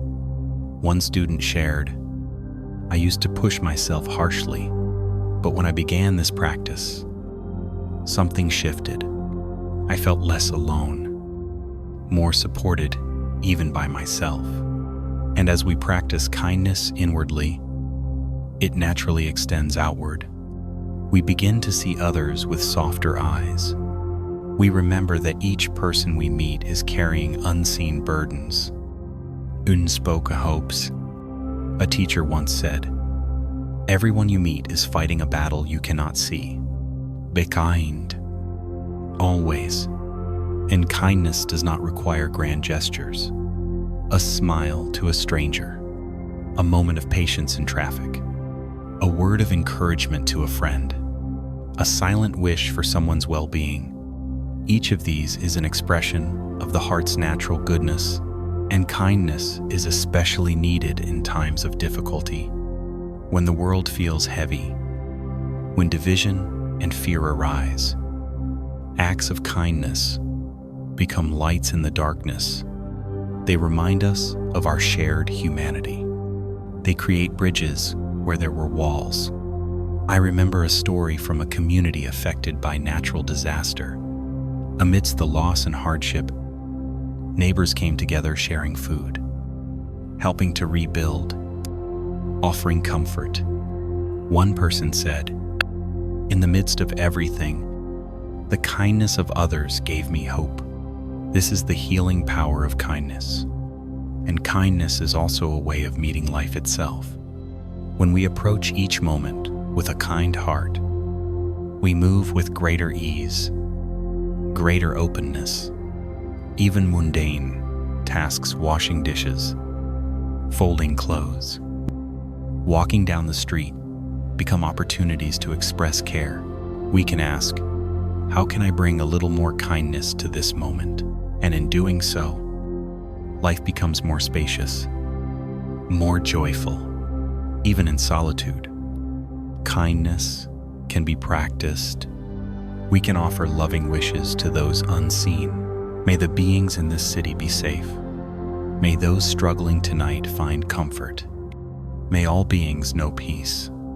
These silent offerings nurture compassion within us and send ripples of goodwill into the world.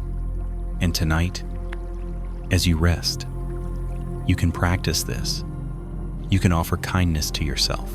May I be at ease. May I rest well. May I awaken with a kind heart. And you can extend this to others. May those I love be safe. May those I struggle with find peace. May all beings everywhere be free from suffering. There is no need to force feeling. The practice is in the offering, in the intention, and each act of kindness, inward or outward, nourishes the heart. Over time, kindness becomes not just something we do, but who we are. It becomes a natural expression of our being, woven into our words, our actions, our presence, and this is a great gift to the world. So as you rest tonight, know that by listening, by practicing, by caring, you are already cultivating this beautiful quality. You are here. You are resting. You are enough. Now, let us gently turn to another essential aspect of the path, the practice of gratitude. Gratitude is often spoken of in simple terms, but its power runs deep. It is not just a feeling that arises when things go well. It is a way of seeing, a way of being. When we cultivate gratitude, we train the heart to notice what is good, what is nourishing, what is supportive, even in the midst of challenge. I once heard a teacher say, "Gratitude is the antidote to the mind of scarcity." When we live from a sense of lack, always wanting more, always focusing on what is missing, the heart contracts. But when we turn attention to what is already here, already given, the heart opens, and life, seen through the eyes of gratitude, becomes rich, vibrant, full of wonder. This is not about denying pain or difficulty. Rather, it is about holding the whole of life, its joys and sorrows, with an appreciative heart. I remember a student who shared, "For many years, I struggled with depression. Everything felt gray. But when I began to practice gratitude, even for small things, the warmth of tea, the smile of a friend, the comfort of a blanket light began to return." Gratitude is a practice that can be woven into daily life in simple ways. Upon waking, we can reflect, what am I grateful for in this new day? Before eating, we can pause to acknowledge the many hands and forces that brought this food to us. Before sleep, we can reflect, what moments today touched my heart? Even now, as you rest and listen, you can practice gratitude. You might reflect, what supports my life in this moment? The breath freely given, the body carrying you through the day, the teachings arriving through the voices of countless beings across time, the earth sustaining you in ways seen and unseen. When we pause to notice, we see we are held by a vast web of care, and this realization softens the heart, nurtures humility, deepens connection. One simple gratitude practice is to bring to mind 3 things each day for which you feel grateful. They need not be grand. In fact, the more ordinary, the better. A moment of kindness, a glimpse of sunlight, the laughter of a child. Over time, this practice reshapes perception. We begin to notice blessings we once overlooked, and in times of difficulty, gratitude becomes a steady anchor, even amidst loss or pain. There is always something to be grateful for: the support of a friend, the resilience of the body, the wisdom gained through challenge. I remember a story from a woman facing serious illness. She said, "At first, I was consumed by fear and grief, but then I began to practice gratitude. Each morning, I would thank my body for what it could still do. I would thank those caring for me. I would thank the beauty of the sky. This practice didn't cure my illness," she said, "but it healed my heart." Such is the transformative power of gratitude. And gratitude naturally gives rise to generosity. When we feel how much we have received, a wish arises to give, in return to offer kindness, to support others, to care for the world. This is the circle of the heart, gratitude flowing into generosity, generosity deepening gratitude, and this circle nourishes joy. A joyful heart is not one free from sorrow, but one alive to the richness of life, to its gifts, its mysteries, its ever-changing dance. I once asked an elder monk, known for his radiant presence, "What is the secret of your joy?" He smiled and said, "Gratitude for each breath, for each step, for this moment, just as it is." And so tonight, I invite you to rest in gratitude. You might silently reflect, what nourishes me in this moment? What am I thankful for within me, around me? Beyond me, there is no need to force feeling. The practice is simply to notice, to open, to receive. And as you rest, know this: your practice is already a gift to yourself, to others, to the world. Your sincerity, your care, your presence, these matter. They ripple outward in unseen ways. You are here. You are resting. You are enough. As we continue this quiet evening together, let us now explore the practice of equanimity, a quality that brings deep balance and freedom to the heart. Equanimity is often misunderstood. It is not indifference, not cold detachment. Rather, it is a spacious, compassionate stability, the ability to remain open and present amidst the changing tides of life. When joy arises, equanimity allows us to enjoy it without clinging. When sorrow arises, equanimity allows us to feel it without being overwhelmed. It is like the deep stillness beneath the waves, steady, unshaken, yet fully alive. One teacher once described equanimity as the heart's home base, the place to which we can always return, no matter what is happening. And this quality is cultivated through practice, through mindfulness, through reflection, through the deepening of wisdom. I remember a story shared by an elder practitioner. He said, "When I was younger, I was easily swayed, elated when praised, crushed when criticized, restless when life did not go my way.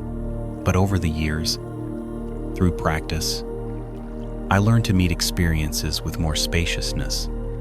Now, when joy or sorrow comes, I bow to it, knowing it will pass." This is the essence of equanimity, honoring the flow of life without grasping or resisting. And this wisdom is deeply rooted in the understanding of impermanence. All things, thoughts, emotions, circumstances are in constant flux. Nothing stays fixed. Nothing lasts forever. When we truly see this, we begin to relax our grip. We stop trying to hold on to pleasure, knowing it will change. We stop fearing pain, knowing it too will pass. And in this letting go, freedom arises. Equanimity does not mean we no longer care. In fact, it allows us to care more wisely. When we are not entangled in attachment or aversion, we can respond to life with greater clarity, greater compassion. A parent with equanimity can guide a child with patience without being consumed by frustration. A caregiver can support others without being depleted by their suffering.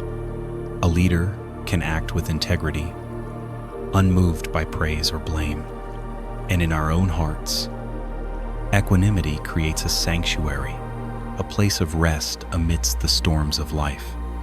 Even in moments of great difficulty, we can return to this inner refuge. I remember a woman facing the loss of a loved one.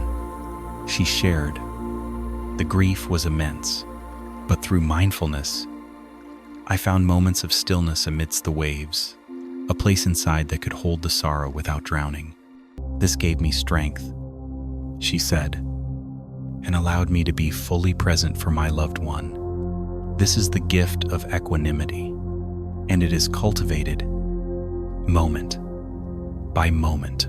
When pleasant experiences arise, we can notice the tendency to cling and gently release. When unpleasant experiences arise, we can notice the tendency to resist and soften around it. When neutral experiences arise, we can meet them with presence rather than boredom. Each moment of mindful seeing strengthens equanimity, And equanimity is supported by the other qualities we have explored.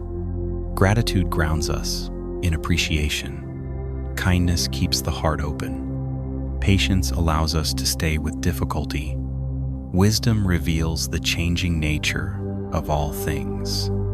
Together, these qualities create a deep, balanced way of being. And this way of being is not something distant or reserved for sages. It is accessible to all of us here.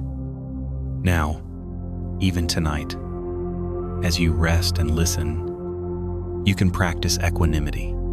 If the mind wanders, notice and return without judgment. If restlessness arises, notice and meet it with kindness. If peace arises, notice and enjoy it, knowing it too will flow. In this gentle way, you are training the heart in balance. And over time, this balance begins to permeate daily life. We become less reactive, more responsive, less caught in the highs and lows, more rooted in presence, less driven by fear or craving, more guided by wisdom and compassion. This does not mean life becomes flat or dull. On the contrary, with equanimity, we can experience life more fully. With greater ease and joy, we can dance with its rhythms, knowing that we are not defined by any one moment. One teacher once said, "The goal is not to escape the waves, but to learn to surf." And equanimity is the skillful balance that allows us to ride the waves of life with grace. So as you rest tonight, know that even by listening, by practicing, you are nurturing this beautiful quality. You are training the heart to meet life with openness, with steadiness, with freedom. You are here. You are resting. You are enough. As our journey this evening continues, let us now reflect on the practice of trust. Trust in the path, trust in the process, and most importantly, trust in the unfolding of your own heart. Trust is an often overlooked quality in spiritual practice, yet it is deeply essential. Without trust, the mind easily falls into doubt, doubting the teachings, doubting one's progress, doubting one's own capacity for growth. Doubt is sometimes called a hindrance, not because questioning is bad, healthy inquiry is vital, but because when doubt hardens into a fixed belief of, "I can't," or "this won't work," it blocks the natural unfolding of wisdom. Trust, on the other hand, is like fertile soil. It allows the seeds of practice to take root and grow. But what does it mean to trust the path? It does not mean blind belief. It means an open-hearted willingness to walk, to explore, to engage, even without knowing where each step will lead. It means trusting that if you water the seeds of presence, of kindness, of patience, they will bear fruit in their own time, in their own way. One teacher I deeply respect often said, "The path is trustworthy, even when the mind is not yet convinced." And this has been true in my own experience. There were times when I doubted, when practice felt dry, when progress seemed invisible.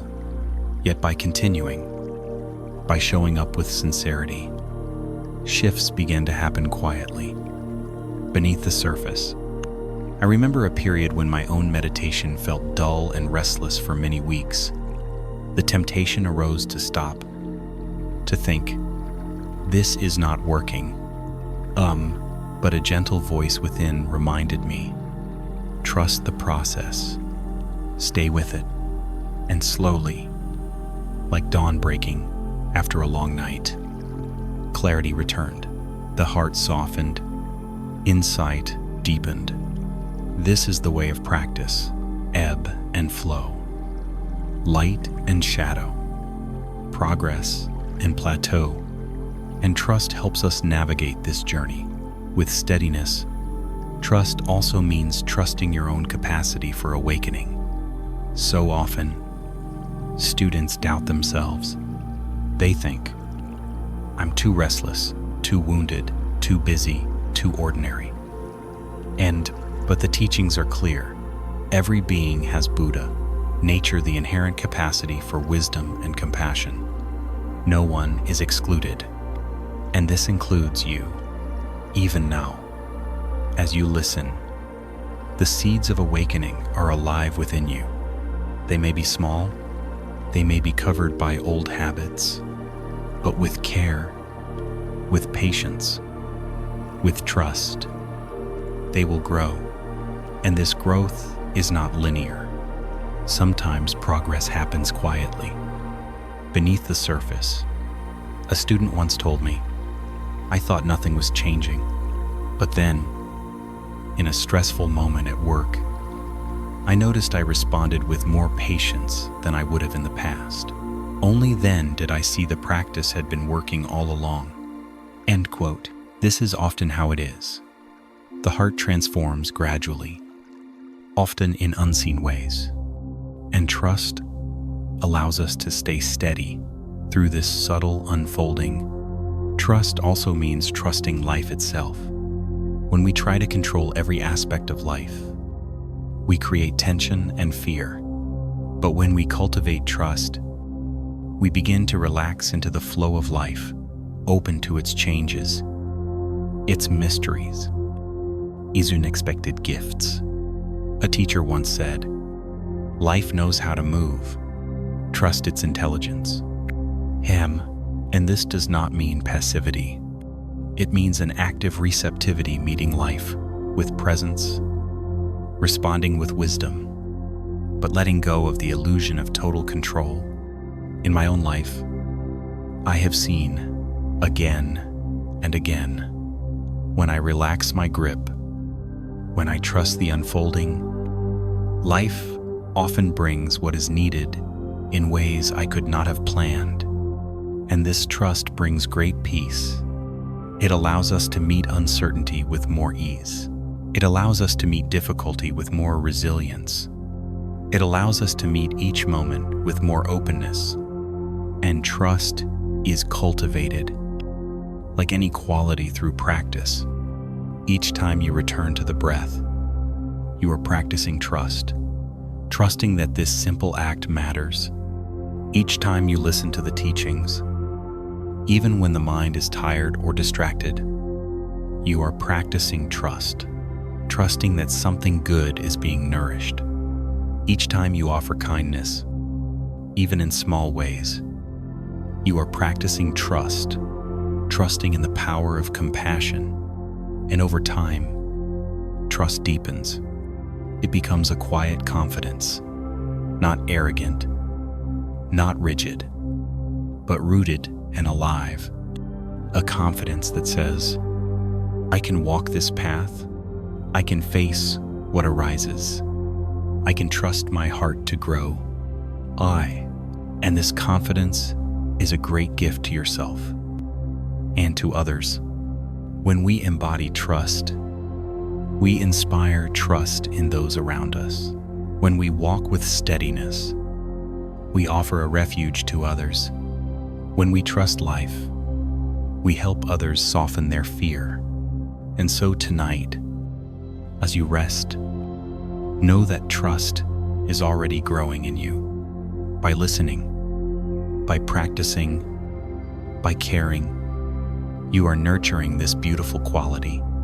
You are walking the path step by step, breath by breath, and the path is trustworthy. You are here. You are resting. You are enough.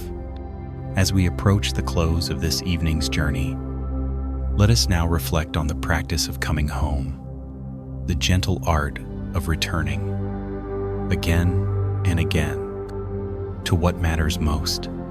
In the swirl of modern life, it is easy to become scattered. Our attention is pulled in many directions. Our days fill with tasks, with distractions, with the constant hum of busyness. And in this, We can lose touch with the deeper currents of life, with the simple presence of the body, the breath, the heart. But the path invites us to return, not once, not perfectly, but continually. One teacher I knew often said, "The heart of practice is returning." And if I want, no matter how far the mind wanders, we can return. No matter how long we've been caught in old habits, we can return. No matter how discouraged we may feel, we can return. And each return is an act of awakening, a moment of remembering, here I am, a breath, felt fully, a body, known kindly, a heart, met with compassion. This is home, not a place outside us, but a way of being. And this coming home is available in any moment. As you breathe now, you are already practicing it, feeling the breath gentle, natural, feeling the body resting, supported, listening open, receptive. You are here, and life meets you here. Coming home also means returning to our deepest values. In the rush of the day, it is easy to lose sight of what truly matters: presence, kindness, integrity, connection. But again, we can return. We can pause, breathe, and ask, what is needed now? What is true now?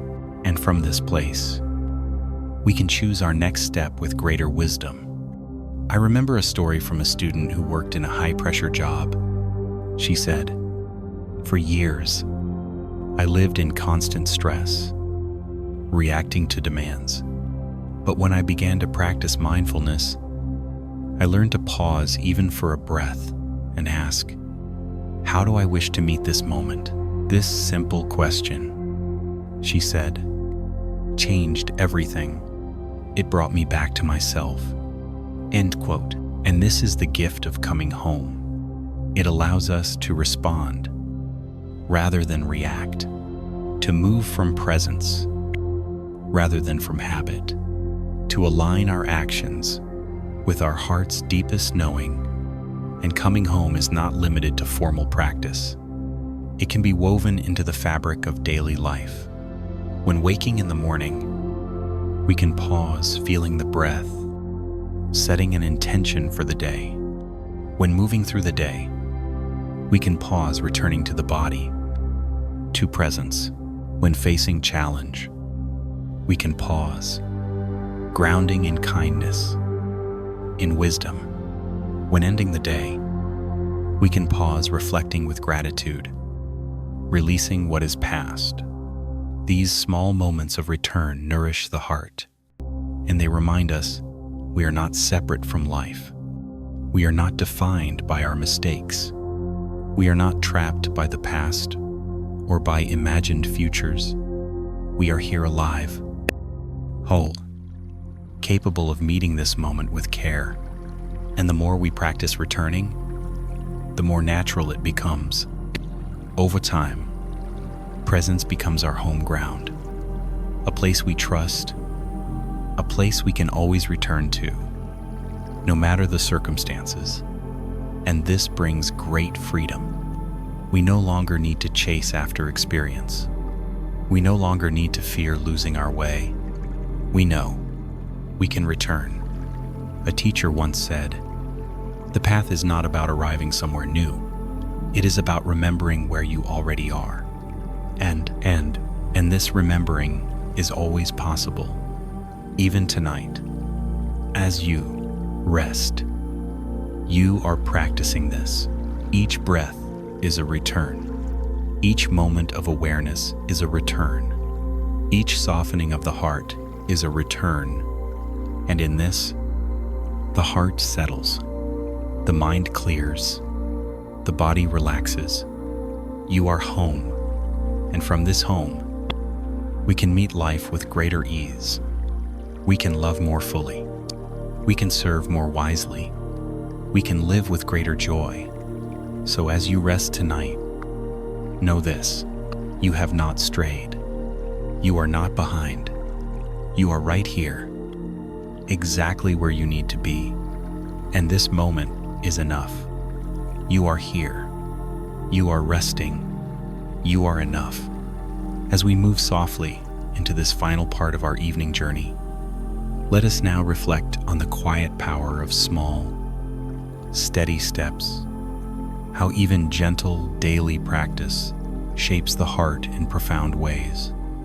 Often, when beginning the path, we imagine great leaps of transformation, sudden enlightenment, deep states of calm, powerful insights. And while such moments can arise, the true transformation of the heart usually unfolds through small, consistent acts, like drops of water slowly filling a jar, like the steady glow of a lantern through the night, like the gentle unfurling of a leaf in spring. One teacher I knew always reminded us, do not underestimate the power of 15 minutes.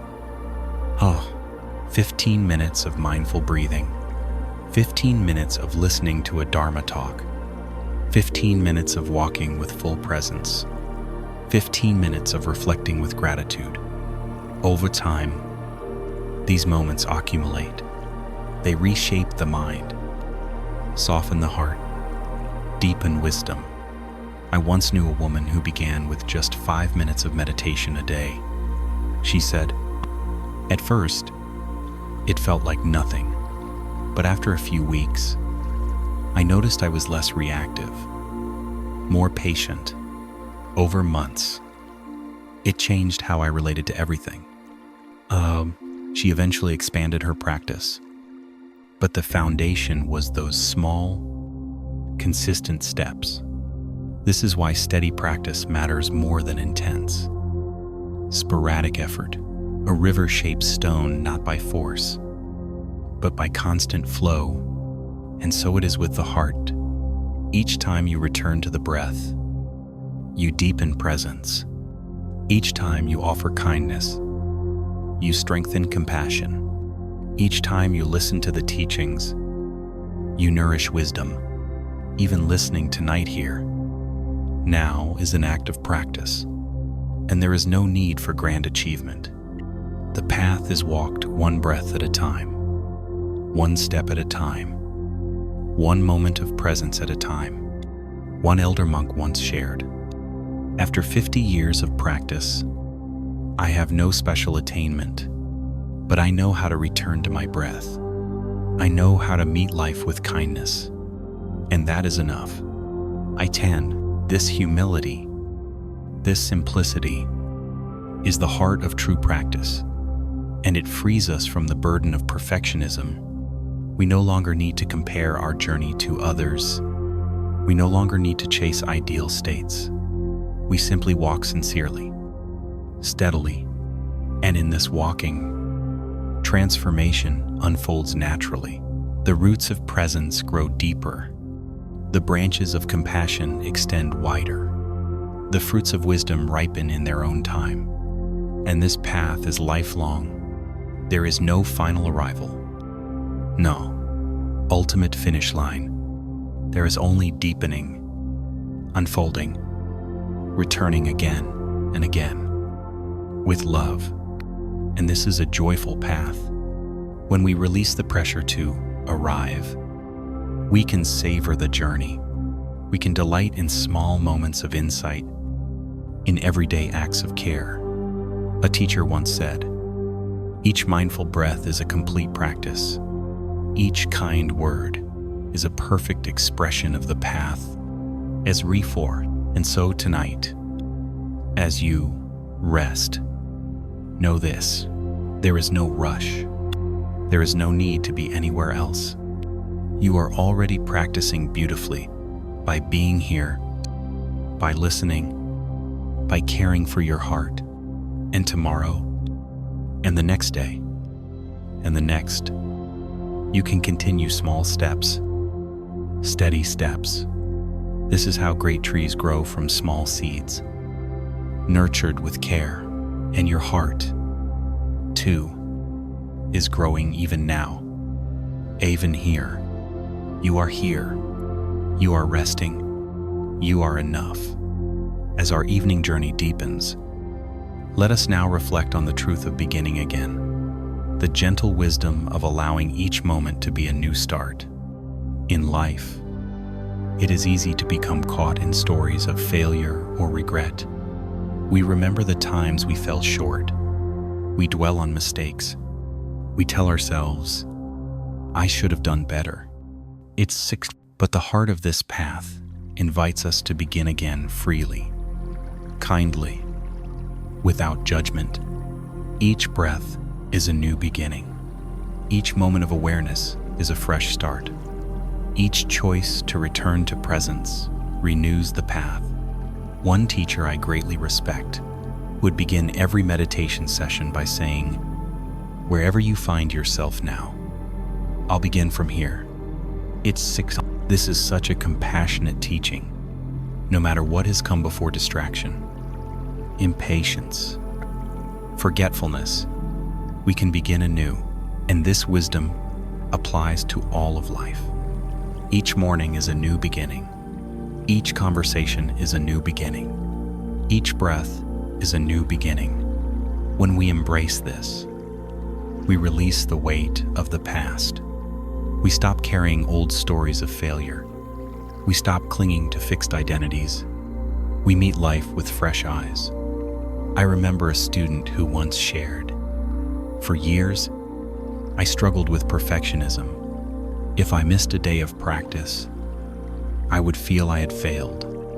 But when I learned to begin again, everything changed. And now, she said, when I notice I've wandered, I simply return kindly, gently, and this has brought such freedom. And this is the heart of compassionate discipline. It is not about forcing ourselves to be perfect. It is about nurturing the willingness to return, again and again. A Zen saying reminds us, fall down 7 times, rise up 8, and this is the measure of practice, not flawless execution, but steady returning.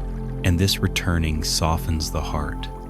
We become less harsh with ourselves and more forgiving of others. We see that everyone is learning, everyone is growing, everyone is beginning again. Even great teachers, after decades of practice, speak of continually starting anew. One elder monk once said, each morning, I take the posture of a beginner, open, curious, ready to meet the day. And this beginner's mind fresh, unburdened, keeps the heart alive, and it helps us to meet life with wonder. When we release rigid expectations, we discover the beauty of the present. We notice small joys. We appreciate simple moments. We respond to life's flow with greater ease. And this is deeply supportive in times of challenge, when we feel stuck, when old habits resurface, when life feels heavy. The wisdom of beginning again offers great relief. We can pause, breathe, and remind ourselves, this is a new moment. I can begin from here. I am not defined by the past. This is not denial. It is a wise turning toward the possible, and it reconnects us with hope. Each return, no matter how small, strengthens the heart. Each moment of presence nourishes the seeds of awakening, and over time, this practice of beginning again becomes a deep refuge. We know, no matter how far we wander, we can always return. The path is never closed. The heart is never beyond healing. Presence is always available here. Now, even tonight, as you listen, you are practicing this. If the mind has wandered, you can return with kindness. If restlessness arises, you can return with gentleness. If sleepiness comes, you can return or simply rest in presence. And in this returning, the heart is renewed, the mind is refreshed, the spirit is uplifted, and this way of being forgiving, resilient, alive serves us in all of life. In relationships, we can begin again after conflict. In work, we can begin again after setbacks. In self-care, we can begin again after neglect. Each moment is a doorway, and the more we walk through it, the more freedom we find. So as you rest tonight, know this: there is no failure here. There is no final mistake. There is only this breath, this moment, this beautiful opportunity to begin again. You are here. You are resting. You are enough. As we near the close of this evening's journey, let us now reflect on the simple beauty of being with what is the practice of meeting life just as it is, with open presence. So often, we live caught in a subtle struggle, resisting what we do not like, chasing what we wish for. We push against discomfort. We grasp at pleasure. We strive to make each moment different from how it is. And in this pushing and pulling, tension arises. But the path invites us to another way, the way of being with what is. This is not resignation. It is not passivity. It is deep acceptance and honoring of the truth of the present moment. A teacher I knew often said, "Peace is not found by changing what is, but by making peace with what is." And this peace begins with presence. When we pause, breathe, and meet this moment as it is without judgment, without resistance, we discover a deep freedom. I remember a student who struggled with chronic pain. For years, she fought it with anger, with despair. But when she began to practice being with what is, something shifted. She said, "I still have pain, but now, instead of fighting it, I breathe with it. I meet it with kindness. And this has brought more ease than I thought possible." This is the quiet power of acceptance. It does not mean liking what is difficult. It means no longer adding suffering through resistance. When we are with what is, we open the door to deeper understanding. We see, this is sadness. This is joy. This is tension. This is ease. And in seeing clearly, we can respond wisely. A student once shared, "When I stopped trying to force myself to feel calm in meditation, and instead allowed restlessness to be there, the mind naturally settled and grilled." This is often how it works. When we let go of striving, the heart softens. When we stop pushing away, space opens. And this practice extends beyond meditation. In daily life, too, we can practice being with what is.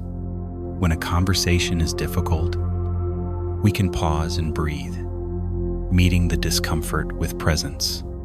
When plans change unexpectedly, we can soften around disappointment, meeting it with compassion.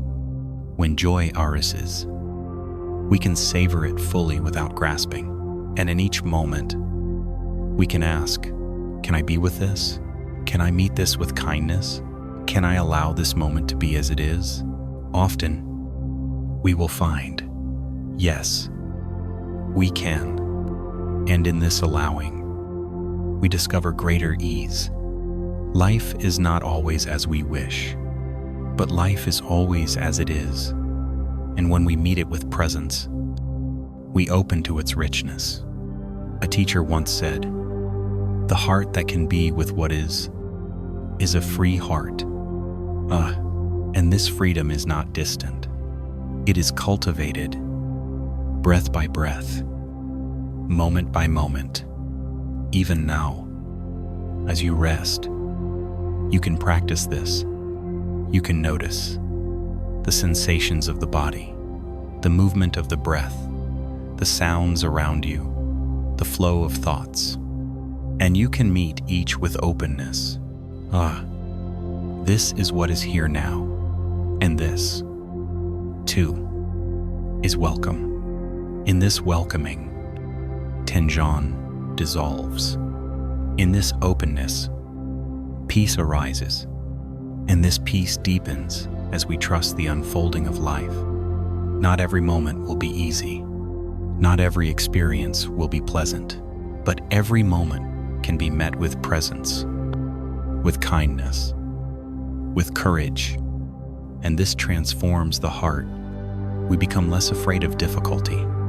We become less attached to pleasure. We live with greater equanimity, greater compassion, and this is a gift to ourselves, to those around us, to the world. A heart that can be with what is becomes a refuge for all beings. And so tonight, as you rest, you are already practicing this. Each breath is a moment of being. Each moment of awareness is an act of acceptance. And in this, the heart is nourished. You are here. You are resting. You are enough. As our evening journey draws further inward, let us now reflect on the beauty of simplicity, the profound ease that comes from living lightly, from returning to what is truly essential. In a world that often celebrates complexity, achievement, accumulation, the practice of simplicity offers deep nourishment. Simplicity is not about deprivation. It is not about rejecting life. It is about clearing space inwardly and outwardly for what truly matters. One teacher once said, "Simplicity is the soil in which peace grows."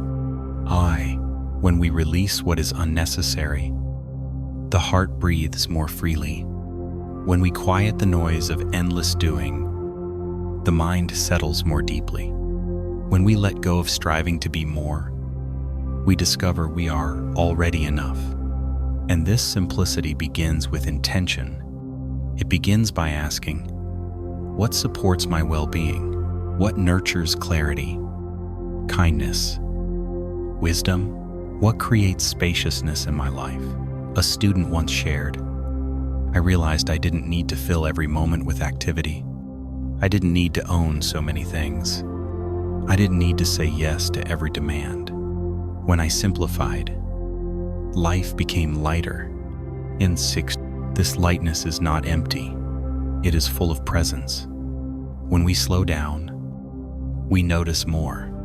When we do less, we experience more deeply. When we clear space, we reconnect with the richness of being. And simplicity also applies to practice. Sometimes, we make practice complicated, chasing advanced techniques, perfect conditions. But often, the simplest practices are the most transformative. Sitting with the breath, walking mindfully, listening with full attention, offering a kind word, pausing to appreciate a moment of beauty.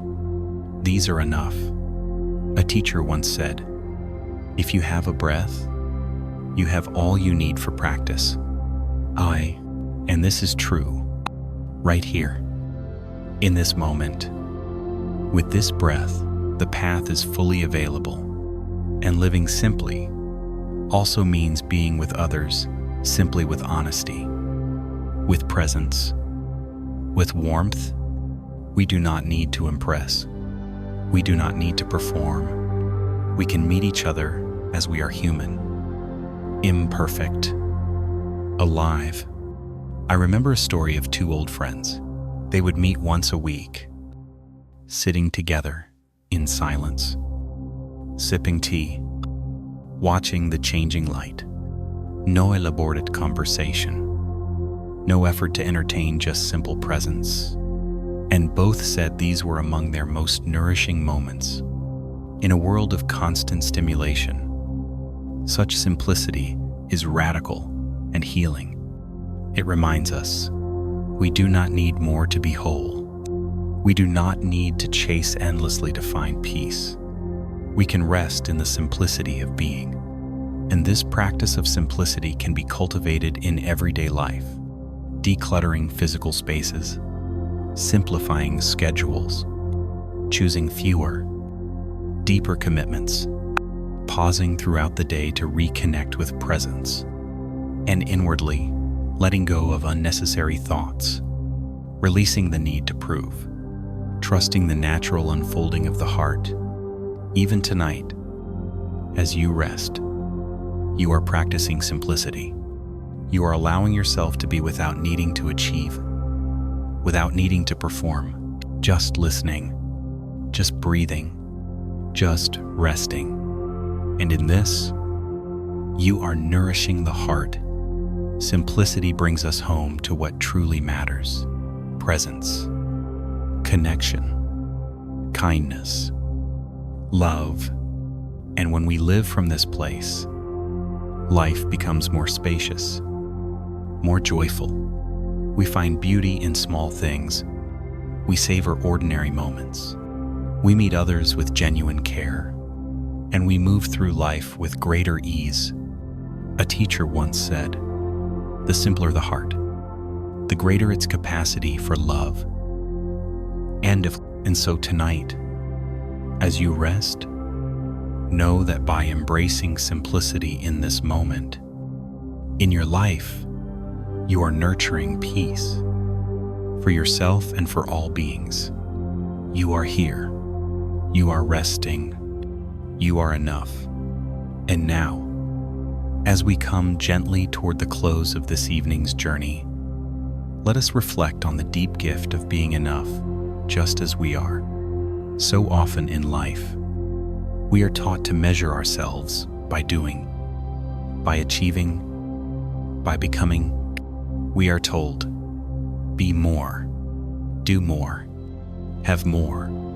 And so we strive, we compare, we chase ideals. Yet beneath all of this effort lies a simple truth. We are already enough. Not perfect, not finished, not without flaws, but enough simply by being. One teacher once said, "You do not have to improve yourself to be worthy of love. You are lovable as you are." And this is a truth that practice helps us remember. As we sit, breathe, listen, we are not trying to become someone else. We are learning to be with ourselves fully, kindly, openly, and in this being, we rediscover our natural wholeness. A student once shared, "For years, I thought practice was about fixing myself, but now I see it is about befriending myself." End quote. This shift changes everything. When we stop striving to be some ideal version of ourselves, we can finally rest. We can meet this moment with gentleness. We can meet ourselves with compassion. We can meet life with openness. And from this place, true growth happens naturally, organically, without force. Flowers do not bloom by striving. They unfold by resting in their nature, receiving what is needed. So too with the heart. When we rest in being enough, we create the conditions for wisdom and love to blossom. And this truth applies not only inwardly, but outwardly. Others, too, are enough, just as they are. When we release the impulse to fix, to judge, to control, we create space for genuine connection. We meet others with acceptance. We honor their journey. We trust their unfolding. And this brings great peace to relationships. One teacher shared a beautiful practice. When meeting someone, a friend, a stranger, a loved one, silently offer the wish, May you know you are enough. And this simple intention transforms how we see others and how we see ourselves. And this is especially healing in a culture of constant comparison. Social media, advertising, many voices around us whisper, "You are not enough." But the heart of practice reminds us otherwise. Right here, right now, you are whole. Right here, right now, you are worthy. Right here, right now, you are enough. Not because you have reached some goal, not because you have perfected yourself, but because the very nature of your being is good, is precious, is sacred. Even now, as you listen, this truth is alive in you. You do not need to grasp it. You do not need to believe it perfectly. You can simply allow it to be whispered into the heart. I am here. I am resting. I am enough. And in this resting, the heart heals. The mind softens. The body relaxes. And life opens not as something to conquer, but as something to cherish. So as we close this evening's journey, know this: there is nothing more you need to do in this moment. There is nowhere else you need to be. You are here. You are resting. You are enough. And tomorrow, as life unfolds, you can carry this truth with you. Each breath is enough. Each step is enough. Each moment of presence is enough. And from this ground of enoughness, may you walk with peace. May you meet life with kindness. May you rest in the deep knowing of your own worth. You are here. You are resting. You are enough. Dear one, our journey tonight has gently unfolded breath by breath, word by word, moment by moment. You have walked this path with care. You have listened with an open heart. You have rested into presence. And now, there is no more to do, no more to seek, no more to become. This is a time for letting go, for softening into stillness, for allowing the heart to settle. You have received the teachings that were meant for you. Some may linger in the mind. Some may have touched the heart. Some may have simply passed through like clouds across the sky. This is perfectly as it should be. There is nothing you need to hold, nothing you need to grasp, nothing you need to remember. The seeds of wisdom have been planted. The heart knows how to nourish them. They will unfold in their own time. And now, dear one, you are invited to rest even more deeply. Feel the body supported, safe. Feel the breath soft, natural. Feel the heart open, tender. There is no effort here. There is no striving here. Only this gentle being. You have walked this path tonight with courage. You have met this moment with sincerity, and that is enough. So now, allow yourself to drift, to release into the vastness of rest, to be held by the quiet embrace of night. The breath flows effortless, free. The body relaxes, unwinding, softening. The mind settles spacious, open. There is nothing you must do. There is nowhere you must go. There is no one you must be. You are here. You are resting. You are enough. And as you drift into sleep, know that the path continues beneath dreams, beneath thought, beneath form. The heart remembers, the breath remembers, the body remembers, and in the gentle rhythms of sleep, the seeds of presence, of kindness, of wisdom continue to grow. So rest now. Dear one, rest deeply, rest kindly, rest in the great simplicity of being. You are here. You are resting. You are enough. Good night.